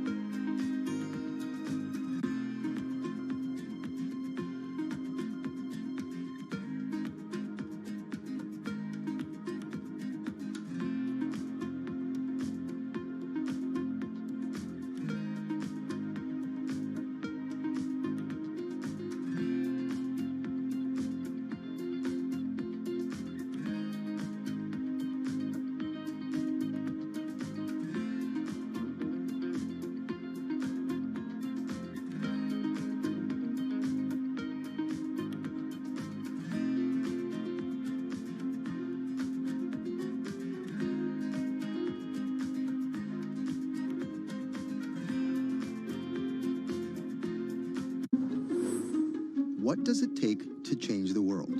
A big army? A cure to a pandemic? A revolution? All of these take either a lot of people, thousands of hours, or massive amounts of space. But for Julian Assange, all he needs is one room, an internet connection, and the world will listen. Assange is located here, and more specifically, right here. And from that location, he's posted government secrets, classified documents, and leaked emails from some of the world's most powerful people. And in doing so, has been labeled a hero, a villain, a nihilist, and everything in between. This is how an Australian programmer sequestered in the Ecuadorian embassy in London became one of the most influential and notorious people in the world. Born in 1971 in Townsville, Australia, Assange has always been on the move. Living in over 30 homes by the time he was in his mid-teens, Assange, along with his mother and half-brother, finally settled down in Melbourne. His introduction to hacking started at 16 when he was given a Commodore 64, which he attached to a modem. He attended the University of Melbourne, where he studied programming, physics, and mathematics. He never graduated, but that doesn't mean he didn't get an education. By 1991, Assange hacked into the Pentagon, U.S. Navy, and other branches of the U.S. government. In 1996, he was caught by the Australian Federal Police and charged with over 30 counts of hacking and computer-related crimes. He didn't get any jail time, but he was fined $2,100. I think the first taste of what would come later was the hacking that he did as a young programmer, and that really sort of foreshadowed a healthy skepticism of the use and abuse of technology by governments. That's Vernon Silver. I'm a reporter for Bloomberg's investigations team. Assange's youth as a hacker laid the foundation for him to start WikiLeaks in 2006. But what is WikiLeaks? It's a website that posts unfiltered, usually classified documents. What separates it from every other media outlet is that they have no editorial hierarchy. With a publication like the New York Times, information comes in, they take that information, package it, then disseminate it for the public to see. WikiLeaks, however, cuts out the middleman. WikiLeaks gathers information, most of it given to them anonymously. So what they're doing is really very simple. They get the information in one end from who gives it to them and out the other with sometimes minimal interference. Julian Assange is the leader of that, the mastermind, the creator, and really, because he thinks of it as a journalistic enterprise, the editor-in-chief. But every story starts with a source, and Assange has some unconventional sources. Julian Assange does not hack as far as we know. He is the recipient of people who are either insiders who give him secret documents or hacked emails from a foreign power. That's Eli Lake. I am a columnist for Bloomberg. And there was no source bigger for Assange than Chelsea Manning. He used to be known as U.S. soldier Bradley Manning. In 2010, Manning provided Assange and WikiLeaks with hundreds of thousands of leaked government documents. WikiLeaks quietly began releasing the documents in February of 2010, then made big headlines in April by posting what is now known as the collateral murder video. Come on, fire! It was a vivid, graphic video. It changed the debate on the Iraq War, and importantly, it put WikiLeaks on the map when they put it online, and they couldn't be ignored at that point. And those leaks were just the beginning. They went on to post more than 90,000 leaked documents known as the Afghan war logs, 390,000 documents known as the Iraq war logs, and 250,000 private messages between diplomats called cables in what is now known as Cablegate. These leaks were met with very real ethical questions. The problem with publishing those cables was that a number of confidential sources for U.S. diplomats who faced real danger when their names were exposed. Then Secretary of State Hillary Clinton drove the point home that every country, including the United States, must be able to have candid conversations about the people and nations with whom they deal. Shortly after Cablegate, the Swedish government issued an arrest warrant for Assange on allegations of rape and molestation. He claimed the allegations were fabricated to get him extradited to the United States, a claim the U.S. government denied. Either way, Assange's next move was to seek refuge in the Ecuadorian embassy, which really was the beginning of the new chapter in his life and what we're dealing with now, which is him being stuck in London. What was supposed to be an office in an embassy is now Assange's self-imposed prison to this very day. But that doesn't mean he's slowed down. Since being trapped in the embassy, WikiLeaks has released files about Guantanamo Bay prisoners, Syrian political figures, and the draft to the Trans-Pacific Partnership. And then came the 2016 U.S. election. Thousands of leaked emails showed Democratic Party officials possibly plotting against Bernie Sanders in his race against Hillary Clinton. Over the course of 68 days, WikiLeaks released 20,000 confidential Democratic National Committee emails. In terms of the presidential race, if you look right here, when Assange released the first batch of emails, Trump actually takes his first lead against Clinton. I think we've had enough of the Clintons, in all fairness. Once WikiLeaks started exposing secrets of the Democratic Party, Julian Assange became a hero to many on the right. Public opinion kind of flip-flopped. WikiLeaks. From the emails, we now know Hillary Clinton's campaign manager makes risotto, and also how the DNC squashed Bernie Sanders' campaign. One thing we don't know is who gave Assange the stolen emails in the first place. Many leading Democrats say they suspect it was the Russians. They released an analysis from a private cybersecurity firm that had said it was the Russians. But Assange claims our source is not the Russian government, and it is not a state party. So this is where we stand today. The public still doesn't know who provided the emails to WikiLeaks. Meanwhile, Assange is still running WikiLeaks and still releasing documents. In March 2017, he started publishing documents from the CIA's Center for Cyber Intelligence called Vault 7. The CIA, the agency charged with finding and keeping our top secrets, can't keep its own secrets. As long as Assange has a connection to the world, no government secret will be too far from exposure. Julian Assange is still in the embassy. Maybe he'll leave, maybe he won't. Kind of regardless, his work has been done. He's changed the way people think about their governments, about their own secrets, about their own hackability, and really the world has changed because of him.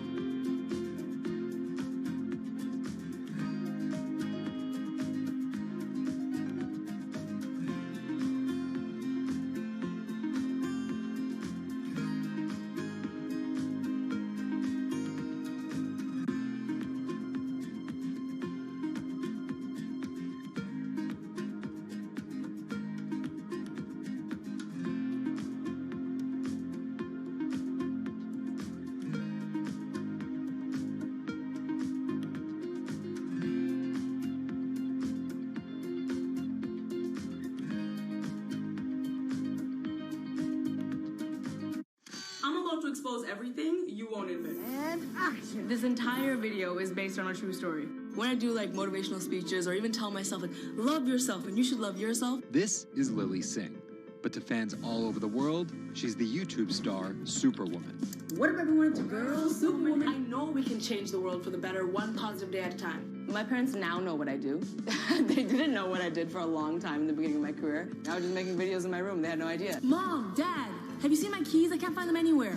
Because you're always on phone. Until someone called them, like a family member from another part of Canada, was like, Canada, is your daughter making videos? And the mom was like, I don't know, Lily, are you making videos? Just making videos grew into an entire career. Today, Lily's YouTube channel has some 12 million subscribers, over 2 billion views, and guest stars like Michelle Obama, Dwayne "The Rock" Johnson, and Seth Rogen. I think a lot of young girls are raised to believe that you're going to go to school and then graduate and then get married and then get a job and then have kids. And Lily was on that path, all the way through a psychology degree at York University in Toronto. But when she started thinking about a career, I started to immensely panic and think something was wrong with me because I tried to figure out my life and it wasn't working in that straight line. It was 2010, and YouTube was only 5 years old. I thought nothing of YouTube. I was probably the last person in my circle of friends to discover YouTube. And I remember when I did, I thought, this is so strange. There's people making videos in their rooms, and other people are watching them. So she figured, why not give it a shot? I one day posted a video because I was sad, and I wanted to be creative and happy. She didn't know how to edit video or write scripts, so she winged it. It was so bad and so cringe. And my expectation was literally nothing. I was like, I'm gonna put this video up, a couple of my friends are gonna watch it, probably make fun of me, and that's gonna be the end of this. The second and third video came from, wait, 70 people watched my first one, can I get 80 to watch the next one? She kept creating, she kept posting, and the viewers kept coming. Lily had found an audience. A lot of the comments were, oh my God, there's a brown girl on YouTube. More specifically, Indian. Lily's parents immigrated to Canada from India, and Lily was born and raised in Scarborough, near Toronto. My home life was awesome. My parents, even though I portrayed them to be quite strict in my videos. Oh, Lily, where the rest of your skirt, huh? I teach you like this, to walk around like this, showing everything to everyone? They actually aren't like that at all. They're pretty modern and pretty cool. Your dress is short. Don't know what for. And were pretty lenient with me. I mean, I got away with a lot of things. I was a brat. I was a brat. She had a different idea of what she wanted out of life than other kids. In a grade school graduation slideshow, her classmates said they wanted to be lawyers and doctors. And then I came up and I was like, rapper. Making out with your friends, man. But then you say that you hate hoes. I could just feel my parents being like, why? Because that's just not something women really did in the Singh family. I know there was a ton of people that weren't happy about my birth being a female, so I think, and that's some real-ish, but it's a real thing. The best thing I could have done to prove to so many people that didn't want my mom to have a daughter was to become Superwoman. What if everyone it's a girl, Superwoman? It was the name of Lily's favorite hip-hop song by Lil Mo featuring Fabulous. I love the song so much because it was one of the only songs at the time that was an empowering female song, where Lil Mo's going on about, like, I will save guys with my superpowers, and I will save girls with my superpowers, and I am the Superwoman. I thought, this name that I've had for so long that empowered me when I was younger, I'm gonna make this my screen name. Maybe this should be a new series. Superwoman didn't just burst onto the scene overnight with a viral video. It was a steady climb fueled by hard work. The moment that I thought this is going somewhere and this could be a career was the first time I performed internationally. It was in India.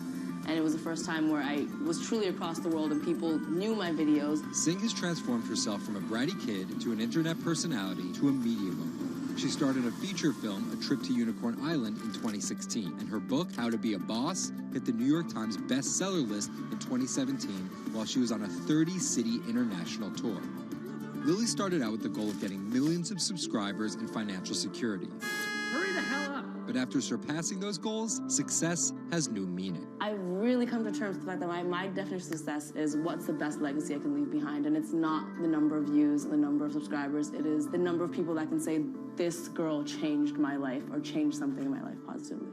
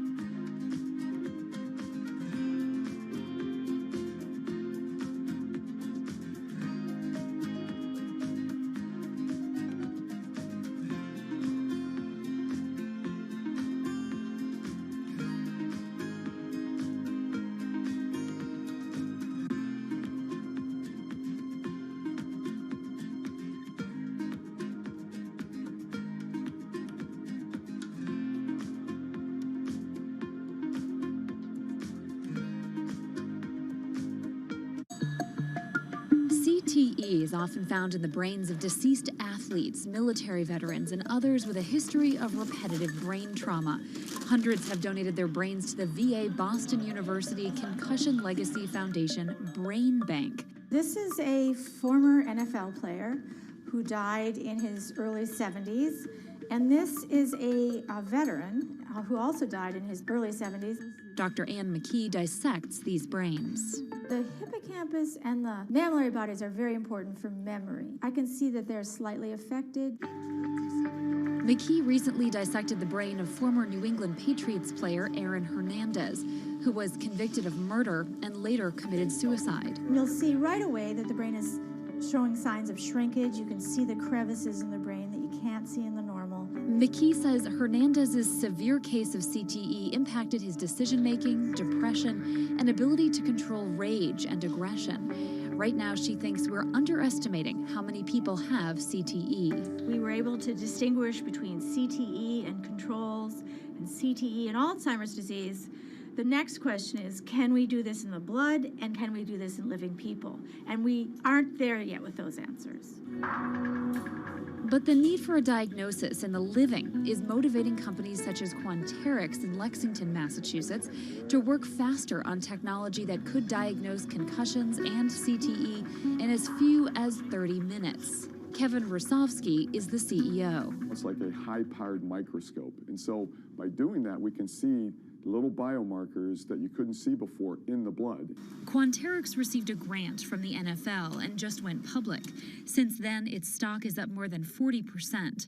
The company sells a machine called Simoa for $175,000 to other biotechs, hospitals, and researchers. And for the first time in history, we're able to see brain health in blood, and that's a major breakthrough, and that's leading to less invasive testing, and we've already been able to see evidence of concussions, and there's the beginning evidence of being able to see the accumulated effect of concussions. Quanterix is also trying to detect Alzheimer's disease, multiple sclerosis, and ALS.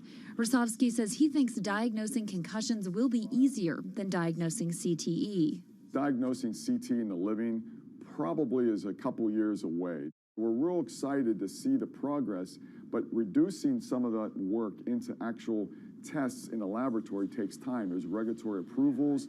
There's a lot of red tape that you have to go through. Also in this race to diagnose CTE in the blood are Athlon Medical and Exosome Sciences. And New York's Mount Sinai Hospital is scanning for the disease in the living. But it's just one step in a series of questions for those with serious head trauma. There's still no cure for CTE. Even if we had a great idea for a treatment, there's no way to test whether it's effective or not. So that's the enormous advance that we'll get if we can develop a biomarker for this disease. In Boston, Ann Mostu, Bloomberg News.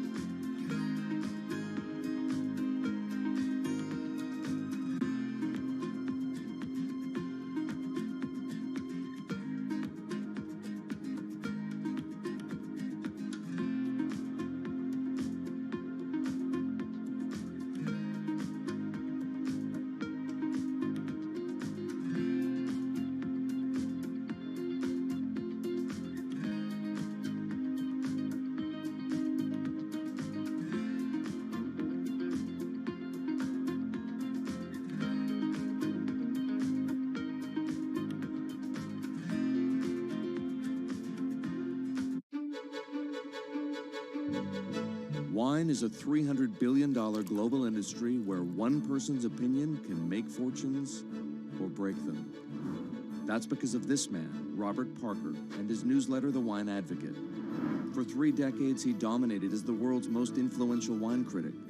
Now Parker's protege is building an empire of his own. Antonio Galloni runs Venice. Antonio, tell me, what are you trying to build at Venice? Well, at Venice, we started with the idea in 2013 of building a world-class platform. We have a database of about 250,000 professionally written reviews. On Delectable, we have 7 million user reviews. Through Delectable, we also have a partnership with Whole Foods and several other partnerships that we can't announce just yet. And when you put that all together, what we have is something that no other company in our space can even come close to. Do you think of yourself as the next Parker? Not at all. Why? Because Steve Jobs said you can't live your life trying to be somebody else. So he's one of my biggest influences, and I've never wanted to be a replica of somebody else because a replica is never as good as the original. Bob is a genius, fantastic, one of a kind. We're going to be something completely different, and I have no desire to be some version of somebody else. Different in what way? Every decision that I've made at this company is completely anathemic to what Bob did with his company. I want our writers to be partners. All of my senior people are locked into the company. They all have equity or they have a path to equity based on business results. That's something that we never had at Parker. Our benefits are world-class, and everything that we've done at Venice is completely different from that model. When Steve Tanzer, who is the most experienced active wine critic in America, wants to work with us, that says something. When Alessandro Masnaghetti, who's the best cartographer of vineyards, wants to work with us, that says something. When Neil Martin, who's a superstar wine critic with enormous experience in Bordeaux and Burgundy and the former lead critic at The Advocate, wants to come and be part of our team, that says something. You make it sound like The Wine Advocate was a disaster as a company and a miserable experience as an employee. No, it was great because I got to work with Bob Parker when he was at his prime, and Bob was like a second father to me, and we talked on the phone all the time, and he gave me great advice. Can anyone's palate dominate the wine criticism business the way Parker's did? And should anyone's palate dominate it the way his did? I just think the world is very different today. It's just a totally different world. It's probably not healthy to have a single person dominating the world. It's not even wine criticism, it's the wine industry. Yeah, that's probably not the healthiest thing in the world. But I think that there's just such an opportunity right now with social media and technology to reach such a massive number of people that I think it's possible that 1 or 2 people will actually have more influence than Bob Parker did, because they will, again, this goes back to your first question, not trying to be a version of somebody else. You see this in sports all the time. It's like, oh, well, nobody will ever beat this record. And then somebody comes along, it's like tennis, Pete Sampras. Nobody's ever going to win as many Grand Slams. Now you have 2 guys who are ahead of that and 1 knocking on the door. And so I think a lot like that. You're a former investment banker. How does that inform and influence what you're doing and what you've done? My generation has had to deal with a lot more challenges. That's why I think we're actually much better poised for the future. My first job in finance, the first thing that happened was long-term capital, 1998. Then the tech bubble melted down. Then there was a mutual fund trading scandal. That was all like within about 5 or 6 years. And these are the things that I had to deal with as a young executive. My peers who were 20 years older didn't know how to manage in crisis. They'd only seen Black Monday. They'd just been in a big bull market. It's very different. So I'm very lucky. People of my generation or a little bit younger have actually had to deal with a lot more crises. I think that's actually good for learning how to cope with challenges in business. From the outside, it kind of looks like you're trying to demolish the house that Parker built, right? You left The Wine Advocate. Yeah. You merged with one of his chief rivals. Yeah. And you just hired his successor, Neil Martin. Mm-hmm. So are you? I think what that says is that all the best people want to work at our company, and that's really what we strive to create starting in 2013. We wanted to create a world-class company that would attract the best-in-class talent, and not just on the content side, on the technology side, on the digital side, our office, and at every level, what we're trying to, we only hire superstars, and we're looking for those superstars.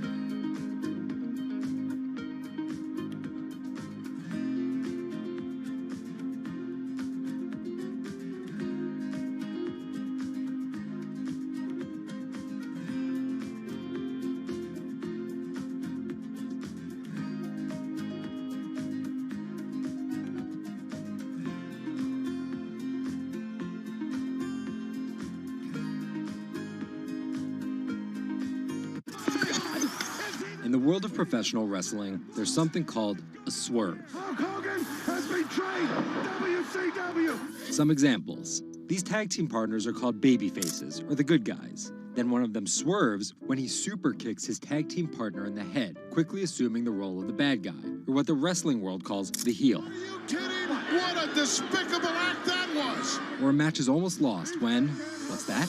The superstar wrestler appears out of nowhere sprinting down the aisle to save the match. That's the Warriors music! That's the Ultimate Warrior! That's a swerve. So it should go as no surprise that World Wrestling Entertainment, known as the WWE, the most popular brand of sports entertainment in the world, is prepared for any swerves that come their way. So here's the story of how the WWE learned to see the swerve coming.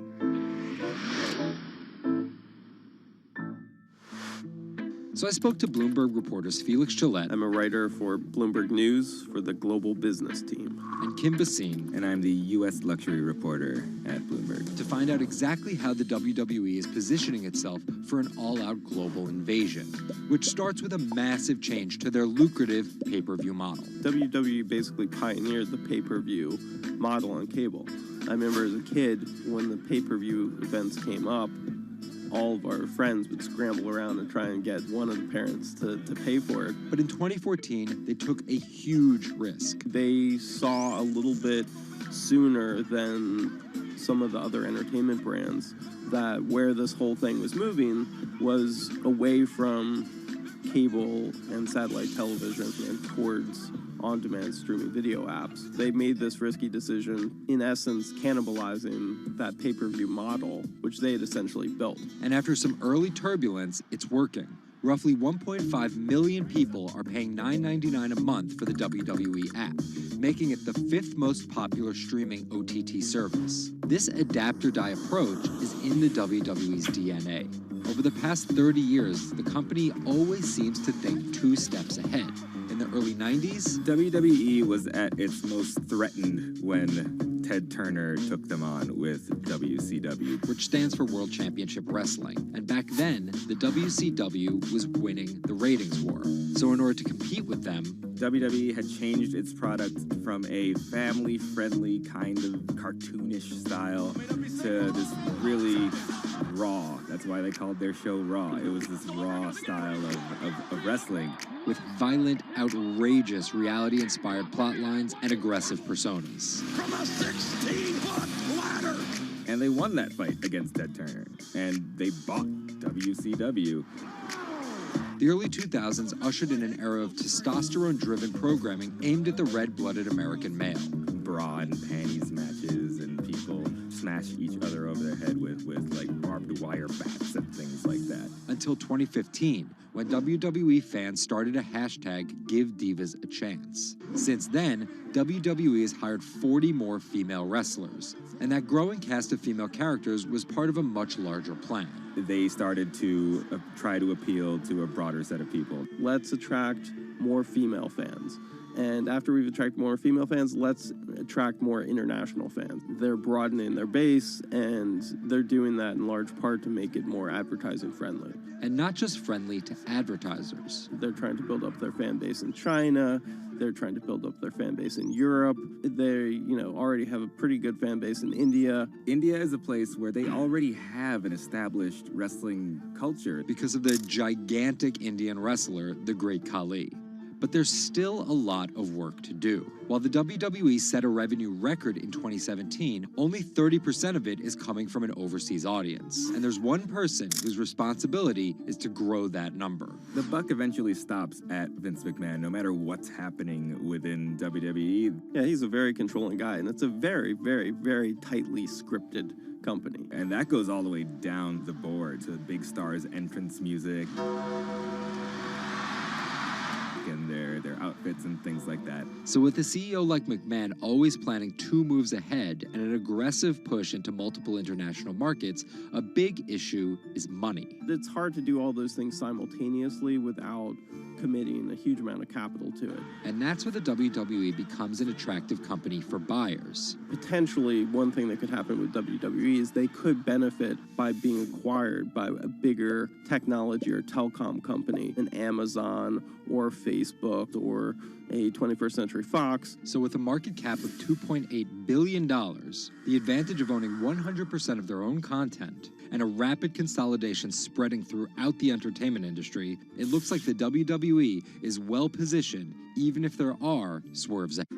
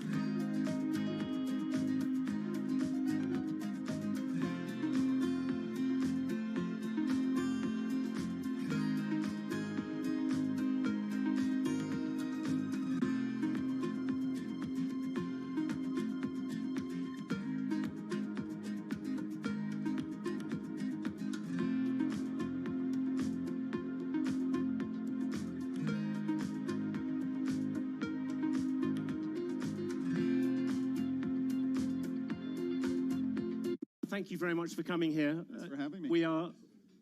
I've always been relieved ever since you were appointed, because at least until your appointment, I seem to have the most unpronounceable name. But now, so we will keep it as Dara and John. Where this conference is called the